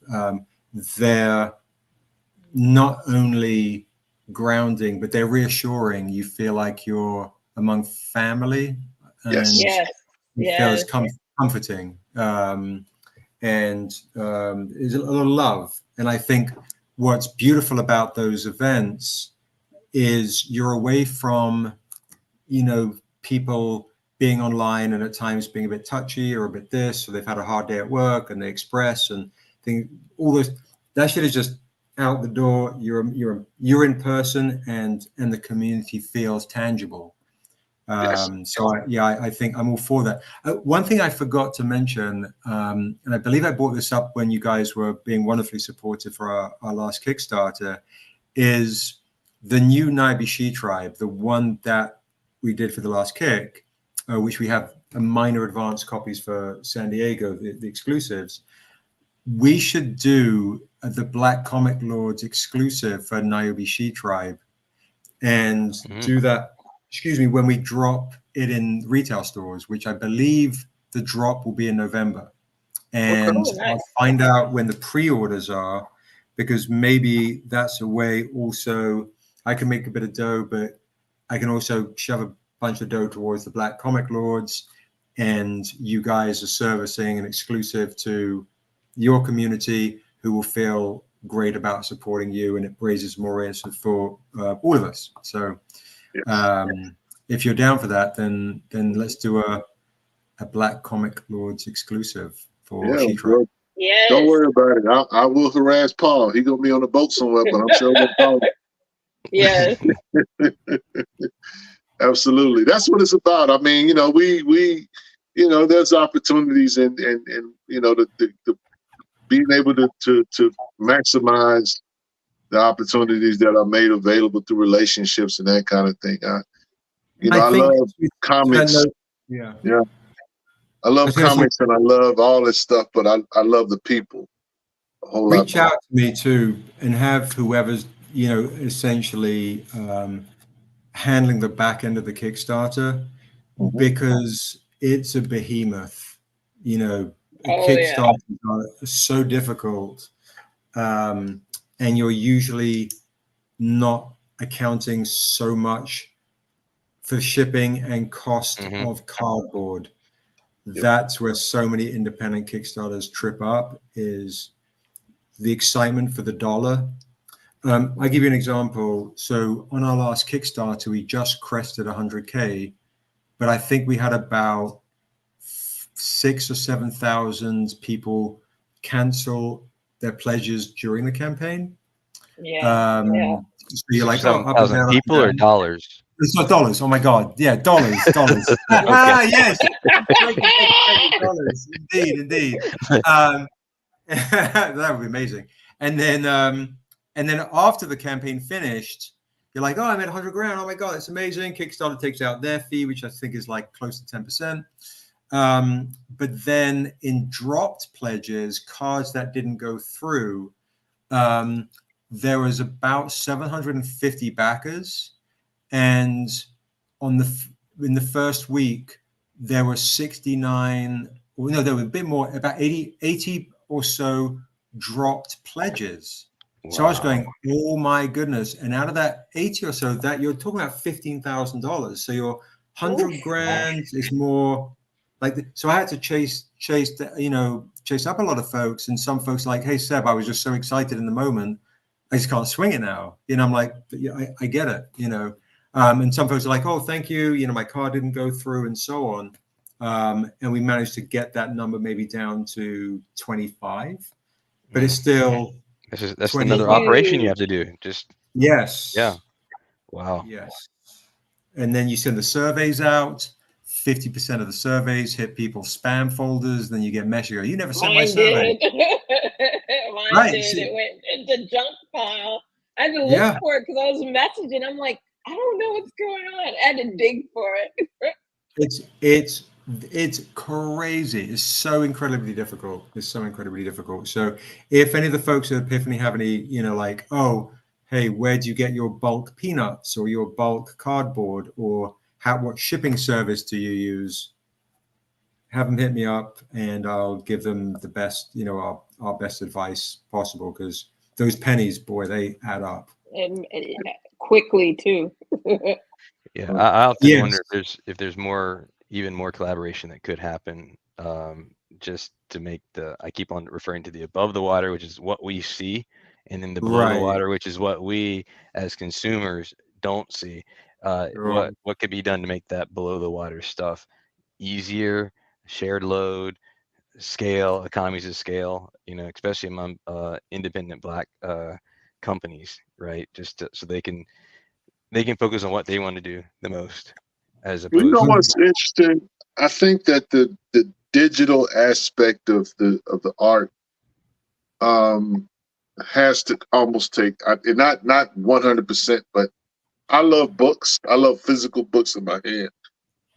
But the digital aspect of what we do, I think at some point we have to fully embrace, because that eliminates all that shipping cost. That eliminates, and you have to almost make it a premium or a priority almost to not necessarily push it. The only reason why I'm in the books the way I am, because I'm just an old fart. And I just like holding a book in my hand. I just do. You know what I'm saying? It's like, think about it like this here, Angel. Like this, for example, it's just a tablet, right? And with a tablet, now in my physical house, I have probably close to 1,000 books. Okay. However, on this here, I could literally put 10,000 books in this little device. And that's the technology, driving that, right? But a lot of creators could really do a lot of good if they didn't have to deal with that part of that piece of the puzzle, or the supply chain part. Right. Of it. Because it is what it is. And like I say, I'm an old dude. I love books. I like books. I like the feel of books. I like the smell of books. I that's just me. But these kids that coming up behind us, whatever, they don't have that attachment to books like that. So in theory, they could literally, be a draw for a lot of collectors. And I know that funny thing is we always talk about the importance of buying these books and having these in your collections and that kind of thing. But I just think that, you know, if Sebastian didn't have to worry about, you know, shipping costs and that kind of thing, how much money he could save just because, you know. It's interesting. Like in the beginning of Stranger Comics, we really talked about a webtoons model. I couldn't get any investors to back the idea of going, hey, I just want to give all of my comics away for free digitally and then just have a few exclusive bound books. So I can do collector physical free reads. So therefore I'm just building my readership into, rather than the tens or the hundreds, I'm building into the tens of thousands. And then if it ever becomes a TV show, a studio will go, how many units have you sold? I go, oh, just a few, but 10 million people have read it. And they go, oh, well, my goodness, you've already So I think it's the sustainability of going, everything online feels free. So a consumer's not used to spending for a comic book money digitally, unless it's really small amounts of money. And so you've got to create a freemium model where you go, hey, I can do this, but I'll also throw in this. So it's a hard things like that you want to have physical, like that's why Funko Pops or, you know, statuette, you know, maquette or something, that feels like, oh, I can play with it, it's tangible. I wouldn't necessarily care about that digitally until someone does that on holograms, and you know, someone does that the next phase, and so on. So it's I'm with you. It's just the getting folks, enough people that are used to digital on a subscription or free, pay for download, unless we're partnering up with a company called Global Comics, who is a digital distributor. And so we're going to do a lot of work to just gain more readers and get more access to more folks just reading, consuming our material. And, you know, for folks that still love the beautiful hardcovers or the rare collectors, or like Derek, the CGCs, you know, yeah, we got some CGCs. Check this one out. We got this one just sold here. Nice. Wow. Okay. Jay Lee, Vendura with the oh, look at that. Yeah, that's real nice. Wow. That's beautiful. Yeah, Derek, if ever you want any of your Nibby stuff CGC, let me know. Or if you want to ever see our CGCs, let me know. I just sold a grip to this older couple who spent an absolute fortune last year at San Diego Comic-Con, more than anyone's ever spent. And so they couldn't make it this year. They're going on their 25th wedding, renewing their vows. So I messaged them and said, hey, I know you're not making it. Do you want to send them a few different comics? They're like, yeah, I'll take this, this, this. I'm like, thank you. But that's the beautiful thing when you have those relationships and you can just say, yeah. And they send me photos of when 25 years ago, you know, like it's that real beautiful relationships with those folks. But yeah, if you ever want a CGC or we want to see our stuff. Let me ask you, speaking of books and that kind of thing, and you've got a lot of material. Are there plans to do a Niobe omnibus or a Tales of Asunder omnibus? Yeah, we talked about it. The stuff that's kind of in the works are finishing the Tales of Asunder Volume 2. One of the volumes is going to be with, I might have mentioned this before, hasn't been officially announced, but hey, here we are. It's, if you saw American Gods. Yeah, there you go. You saw American Gods, the TV show. You remember Yeti Debadaki, who plays Bilquis, the naughty one. So she and I are writing the new Dura comic together, Tales Under Dura, and so that'll be in the Volume 2. It's amazing. It really increases the lore. It's beautiful. Another book called Confessions of a Demon. So yeah, we're going to build out more and more, and then probably do these giant omnibuses of mega collections. Because we're also finishing Niobe and Dura that collection I was just showing you. And here is one of the Dura ones right here, Dura issue 2. Okay.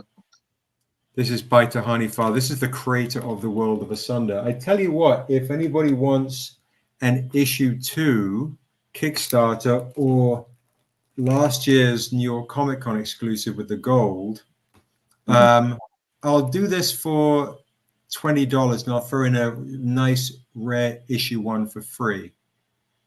And I wrote this with Prentice Penny, the showrunner of the TV show Insecure, who we played with HBO. So if you want to get the Nabindura issue 2, it's actually the beginning of that whole comic showed you how this character created the World of Asunder. And it's by Jamaican artist Sheldon Mitchell. I'll give you kind of a little peek as to what the interiors look like. Here you go. Oh, look at that. Purples and blue and everything. Very, very nice. Yep. And that's why you can't go away from books.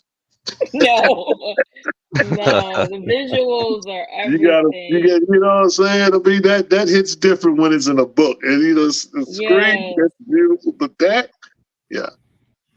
So we're literally working on the last issue of this series, Naibi and Dura, and it's such a beautiful.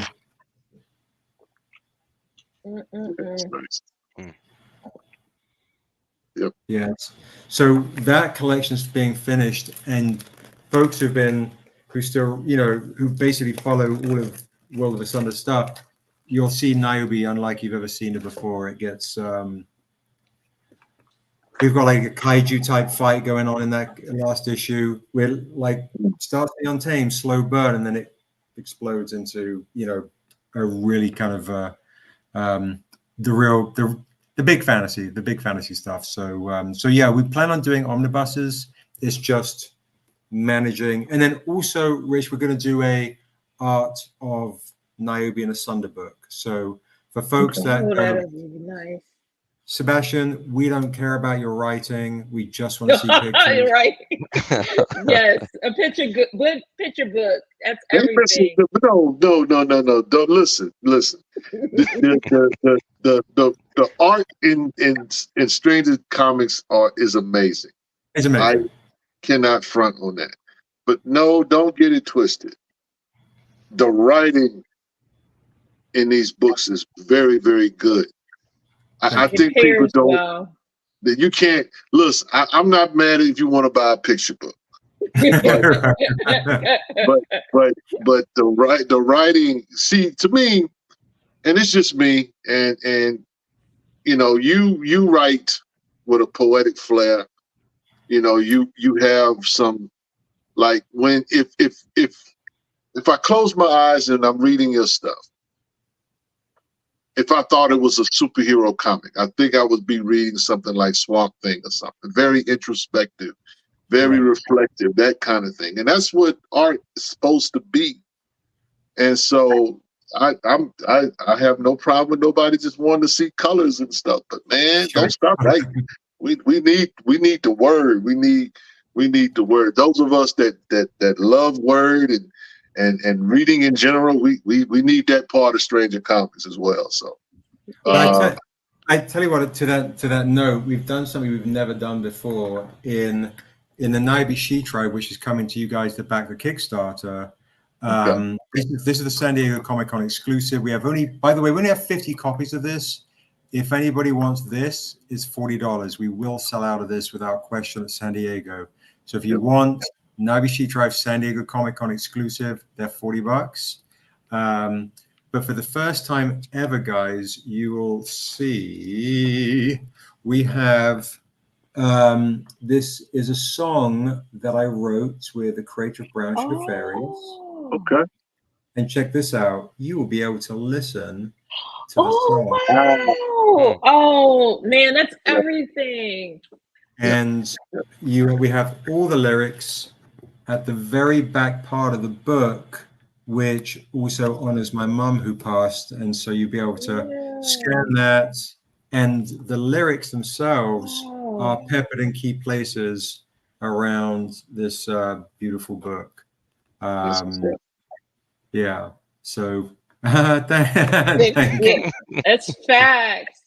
I'll read you one glimpse from this book, Nabisheer's life. Dreams are a lifetime of handmade wishes, which we do not dare to hope for when we're awake. But when we have faith, sometimes the angels come with us. So yeah, this is basically the start of Nabishe tribe. It says, where do our dreams go? Are they sent to the sky on a comet, glittering in sea glass and gold, impossibility and wonder, to be caught in a web of stardust spun by angels, a feather for their wing? And this is kind of where we placed that a feather for their wing, as Niobe's mother is helping Niobe braid the feather into Niobe's hair. Yep, that's dope. Thank you. That's what I'm talking about. So that's that sweet spot. See, one thing about, I love a comic book or a piece of art that I'm able to, like, if I read something like that, then I'm looking at the pages or whatever, because you can finish a comic book in 5 minutes these days. But when you got something that's real art, you can sit there and hold that book for hours, just looking at it and just thinking about what the person is saying or whatever. That's why Stranger Comics is. That's why y'all dope, bro. Thank you. Yes, I appreciate that.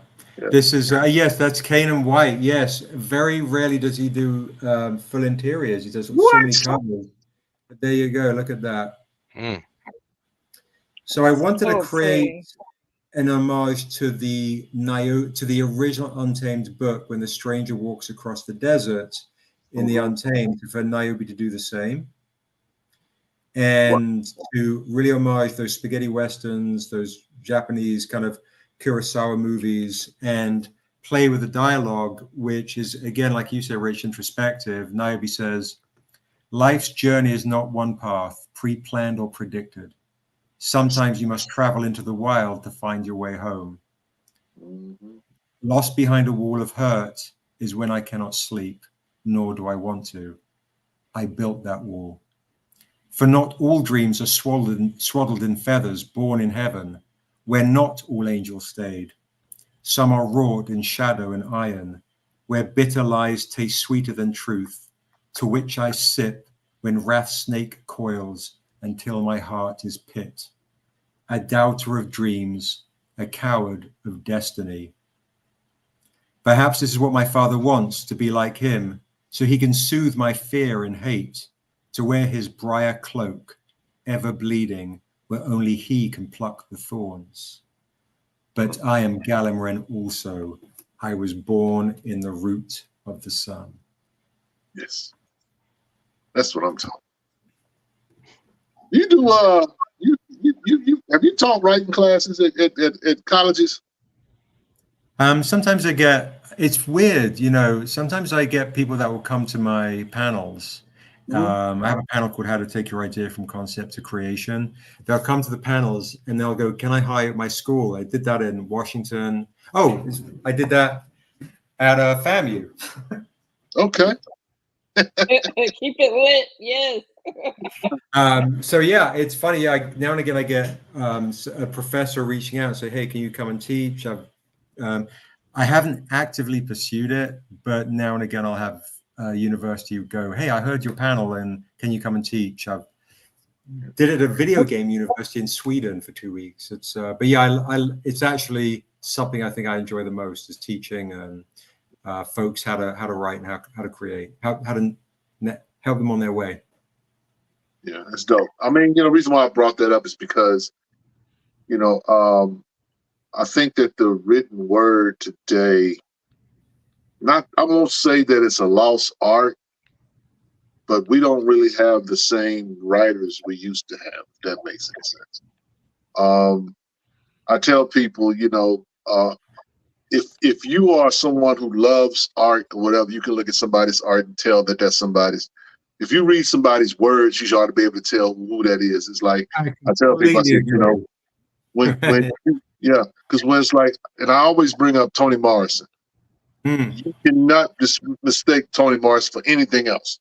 If you read a Toni Morrison novel, it might have hurt your head, but she made you think. Yeah, she made you think, and so it's one of those things where I just think that sometimes literature is just not championed like it used to be.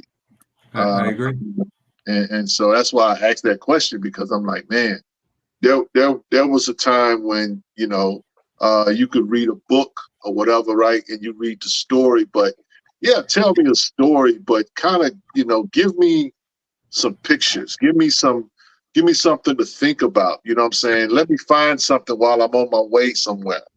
Right. You know, that Let kind me of go thing. back and reread it and find it's more seeds to plant. You know, I love that, and I think it's the you know, the immediacy, the lack of attention and immediacy of needing, like, oh, I'm on my phone while I'm watching TV, while I'm figuring out what filter to put. You know, folks, they don't have the attention span. So with my books, it's very much like I'll either get people go, I didn't get it, and I'm like, did you take your time just to read it?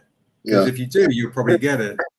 Oh, I wanted to read want to read the first 10 minutes real quick. I'm like, that's not going to work. So it's either people have that, or they fall in love with it. I rarely get someone middle ground with the material. It's always they either absolutely obsessed or it's just not for them, you know. They need the spoon-fed. You know, even when we were at HBO, it was a big topic, which was, I'm a big slow burn guy. I'm like 1970s storytelling. I like that you can be patient and, you know, you peel back the layers and then you're like, oh my God, I'm on the journey and I'm entrenched now and I am this character. But nowadays it's very important for folks to have plot up front. Like, I've got to lay out basically what's going to happen before I lose your attention. And then I can hopefully then get you invested in the character. Whereas back in the days, it was the other way around. You would have, oh, I'm in love with this character. And then let me discover the plot and what's 3 Days of a Condor to Star Wars. You know, you've got like, what's happening? Oh my, you know, you're in. So for me, what I've had to do is kind of find little tricks, right? So this is something I do teach. Let's say you take Niobe Shear's life, for example. So in Niobe Shear's life, the very first page, right? So here we go. You got the very first page here. And the first line, right up there, it says, what haunts you? So I'm going to try and grab someone with the art for sure, but also with the first piece of dialogue. I'm saying to the reader, the first line they read is what haunts you. So now the reader's going like, what haunts me? You know, and then is it the shadow you cannot run from or the memory you cannot escape? So blindly you follow the light beyond reach, right? Who do you run to when no one needs you? Who do you turn to when no one cares? So I'm basically saying this to the reader from the position of the goddess, the God basically talking to you, like what haunts you. With the first line, what haunts you. So now the reader is putting themselves in Niobe's shoes. So they're automatically going, I am Niobe, I'm connected with her, because what's been asked of her is what's being asked of me. So I've had to, you know, I enjoy those moral dilemmas and introspections, but also how can I not go plot heavy, but how can I instinctively kind of connect with you on a soulful level with the character, and then hopefully you'll be patient enough to figure out the plot as we tick along, you know. Yeah, that's one of those things where, you know, it's like, okay, I'm going to put you in the story whether you want to or not. Right. Yeah, that's dope. That's dope. So and Ben, yeah, I completely agree. It is interesting. You know, you see artists got wonderful Easter eggs. You've got, you know, these story elements within the art. And folks, to Ben's note, and to what you were saying earlier, Rich, is just people just go, turn the page, turn the page, turn the page. They need immediate gratification, and they don't know how to chew their food. They're too busy, That's gobbling down, accurate swallowing, right there. you know? That Yeah. is so accurate. Learn how to savor, you know. Put on some Coltrane, relax, enjoy. Yes. You know, you'll be good. Yes, indeed. So, tomorrow night you are cranking it up for a new project. Yeah, tomorrow night it's back on. I'll be back on. I might do the YouTubes. I'm not as good as you guys at remembering, but I might be back on YouTube as well as trying to multi-stream with Instagram. But it goes on, and you're more than welcome to jump in if you want to jump in as well. It's 6 o'clock Pacific, 10 o'clock, 7. Geez, I can't do math. 6 o'clock Pacific, 9 o'clock Eastern. Every Thursday on Instagram and sometimes also on our YouTube channel as well, Stranger Comics. But yeah, every Thursday, and this tomorrow night. I do other things too every week, and you guys are more than welcome to grab one here too if you want. The Stranger Comics famous mystery box with a remark by me, one of a kind remark drawn. You can put it on your wall next to Kevin Helfie, Derek. You know. Should sit right there next to Jason Shaw Alexander's artwork, you know. And in this mystery box of doom, we give one metal comic worth $100 and about $100 worth of comics as well for $50. Random stuff. Yeah. So if anybody wants a mystery box, we do 2 tomorrow. I could do 2 tonight, $50. Trust me, you'll go, oh my goodness, it was well worth it. Even for Sebastian's original art alone. I'm bringing you your flowers. Look at that. You know, just a slightly younger version of me. Okay, now you did roll the dice on a giveaway tonight. I did indeed. Yes, I did. So if you guys are still here, for folks that have left, they're just shit out of luck, you know.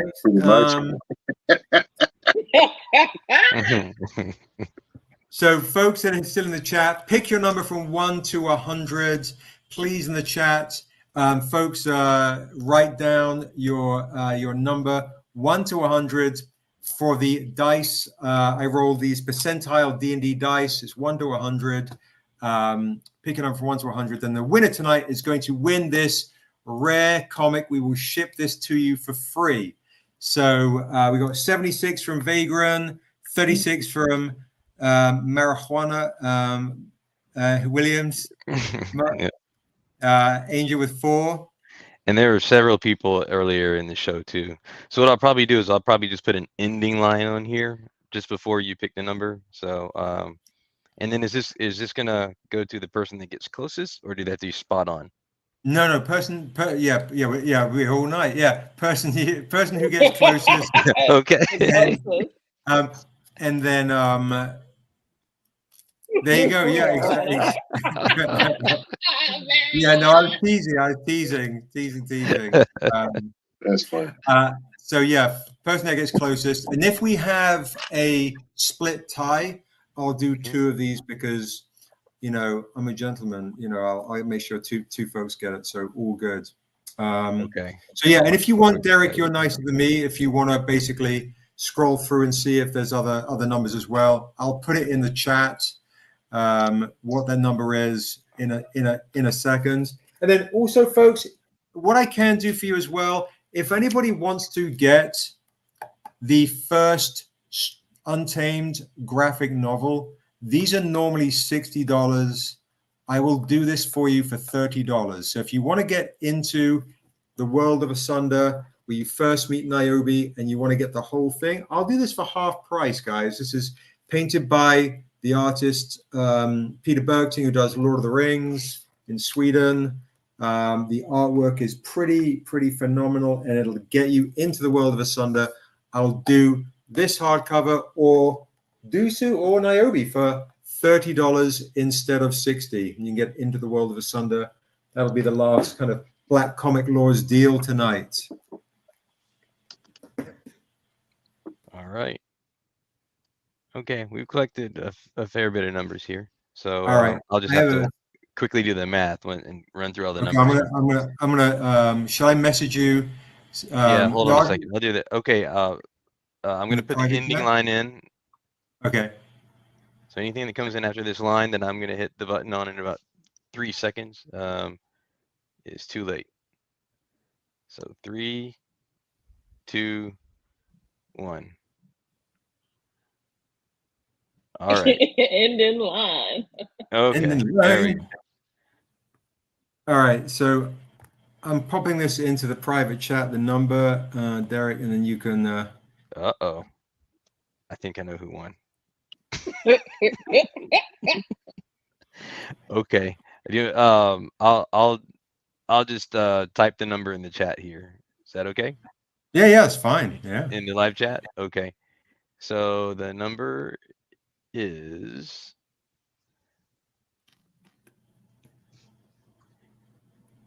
coming through. There we go. It is There it is. 82. 82. 82. So let's see. We'll start from the top. So I know we had Richard with 78. So he was 4 off. H&H Comics, somebody named Derek had 85, so three off. Wow. Yeah. Yeah, I would be happy to give it to the next closest person though, because We'll just do. Well, I'll do two. I'll do two. I'll send you one, Derek, for having me on, and then we'll send. You know what they another say when you playing dominoes, whoever got the pin always win. And Vagrant with 76, so 9 off. And then let's see, Styles of Sirius at 77, so was 5 off. So I think let's see, so Styles. So what was your number, Rich? Was your number 78? 78. Oh wow. Okay. So That's weird. Rich was 4 off. It's like the price is right. 76, Yeah, and the 77. closest person in the chat, Yeah. I think, was 77. You know, not counting me and Rich. I think I caught that correctly. Serious. Yeah, Yeah, 77. Yeah. So I'm Seb, I'm happy to give up my copy to Styles of Sirius. So I want someone. I don't mind. I don't mind sending a couple more out. You guys are just gracious to have me on. So, do you want to message me? Yeah, Stars of Sirius. And Rich, you said you got 77? 78. 78? Yeah. Perfect. Uh-oh. Styles wants to fight me. Come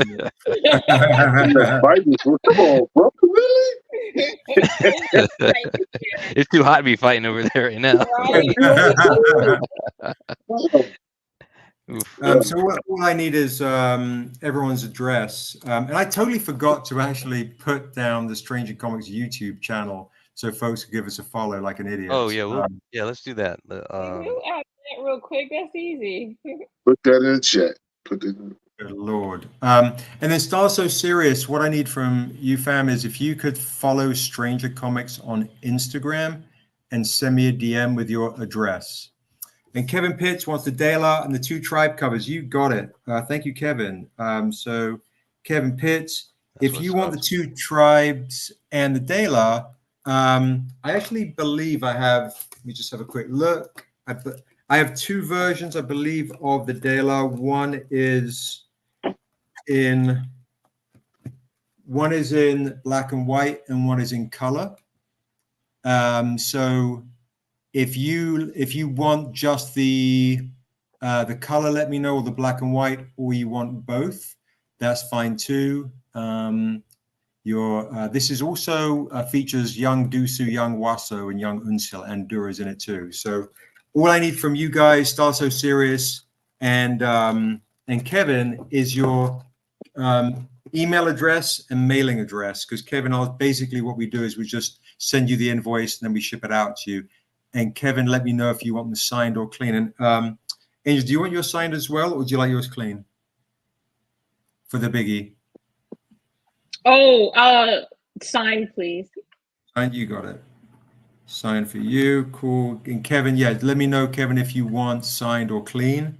And if you could follow us, guys, on Stranger Comics on Instagram and send me a DM, or email me stranger@strangercomics.com, because I don't have I'm not signed in. Am I? Maybe Sebastian? Let me see. Oh, I'm signed in Sebastian. That's weird. I don't know if this will pop up. This is my personal one, which I rarely use. So email us here, or sign. Kevin, you got it. Send email / both covers. You got it, Kevin. Thank you so much. Send email address on IG at Stranger Comics. Boom. There we go. So Kevin, I've got you down for both Delas and both Tribe for a whopping discount. Boom, boom, boom, and both Dela. This pen is terrible. Okay, and just so you can see it again, if anybody wants to get any of these extras, you got the Tribes, so you got the Delas, you've got the TLC homage, you've got the DMX homage, you've got the Lauryn Hill homage, you've got the Erykah Badu live album homage. Thank you, Stars. I appreciate that. You got the Low End Theory Tribe, you got the Midnight Marauders Tribe, and you got the Biggie Smalls, and you got the Outcast homage right here too, which is great, by Kane and White. And then if anybody also wants to get the Sailor Moon homage, this is 20. You know what? I'll do this for 15 if you want the Sailor Moon homage by Ashley A. Woods, the original Niobe artist. And if anybody wants to get the Comic-Con Africa exclusive, it is $20. And the other things, just to kind of share with you again, if you guys want to spend a little bit more, I do have things like your shiny metal editions. You can kind of let me know, guys, if stuff that you've seen. The other thing I did bring to show you, if anybody wants to get the original Niobe Shears Life, John Thomas, you like the Outcast? Thank you so much, John. So tonight, guys, I'm doing hip hop homages for only $10. My Thursday Life crew would kill me if they knew. No, this is my intro to you guys. So I just need email addresses, mailing addresses. This is the first nationally distributed comic book with a Black female author, artist, and hero in the history of entertainment. When I wrote this with Amanda Stenberg, it's the 2015 printing. This is $30. So if you want a piece of history, $30. So yeah, sub over to Stranger Comics on YouTube. Definitely hit us up on the IGs as well. You'll see all sorts of fun stuff. You know what I could do tomorrow, if you guys want to jump on, we're doing a Stranger Comics documentary.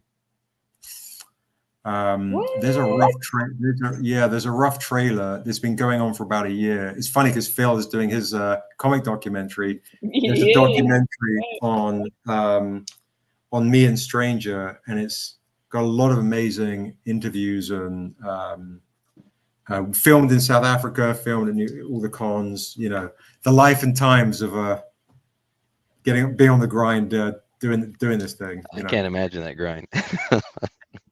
It's brutal. It's freaking brutal. It's brutal.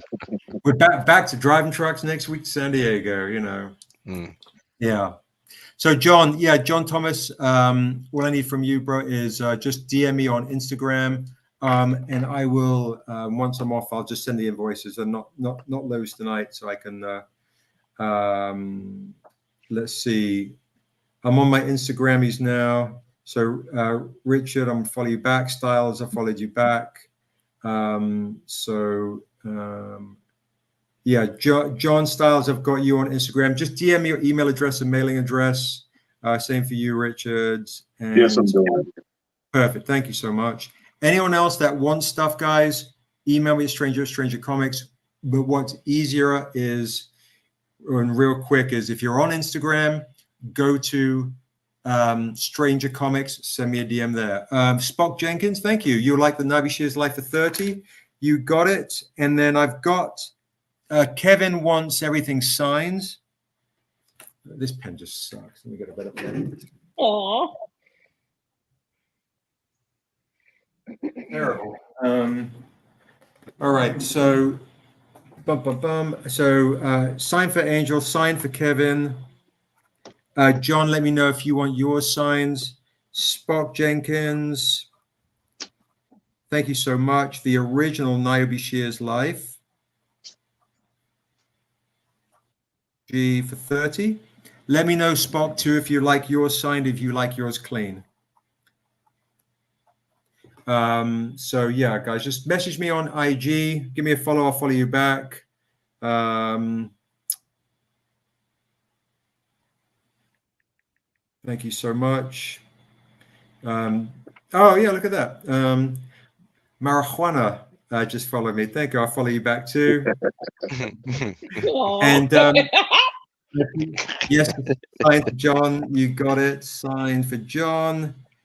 So just sign for John, and then we'll wait to see if Spock wants his sign. And remember, guys, a really sweetheart deal, if you want to splurge a little bit, is this bundle deal is ridiculous. If you want all 6 beautiful trade paperbacks for $80 instead of $125. You know what I'll do tonight?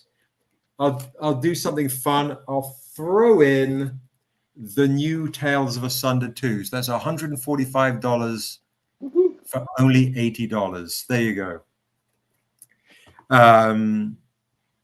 So I'll do 7 trade paperbacks because I do have the new Tales of Asunder here too. Oh, it's right in front of me. And it looks like this. Oh, your stuff is so incredible. Like, it's just magic. Thank you. Thank you. Thank you. I appreciate that. We work with amazing artists, but we really, like, there are reasons why, and you'll learn in the stories, why the blood of Niobe here has become astral and part of the galaxy. There's a reason why she has this blue feather. There's a reason for this symbol here. There's a reason for why she has dreadlocks and not a different hairstyle. There are reasons for all this stuff. And for you gamers in the back, we have stuff for your D&D, Pathfinder style role-playing games. So you can, if you're a nerd and you want to play in our world as well, you can. So, and if somebody just wants the original Untamed trade paperback, guys, to get you in, $20. $20 for the trade tonight, and only $30 for a hardcover. So that's another crazy, crazy deal. Very crazy, but it's good. I appreciate it. Thank you. You're a big D&D fan. We hooking us up. Yeah, super. So I want to hook you guys up for sure. So let me see who I've got who's joined. So Kev612 just joined. Kevin, perfect. I'll follow you back. So I've got I've got your IG, Angel's info. I just need John's and I need Spock's info. If anybody wants to buy this, guys, if anybody wants to buy this that didn't win, I'll do this for a discount too. I will do this for $10 as well. How's that? So if you want the Tales of Asunder issue 1, Dead President's homage, normally $20. I'll do this for $10 as well. So Marwan, if you want this, bro, you can get this for $10 instead of $20. So anybody wants to get this, $10 instead of $20. Yeah, we do have Vega. We do have a Niobe official Pathfinder Paizo role-playing module. So yeah, for gamers, if you're a gamer, you will love this stuff for sure. You got a whole new campaign to if you play D&D, you can use this as your campaign background and have some fun. So anybody want that? $10 for that. I mean, look, just to give you an idea.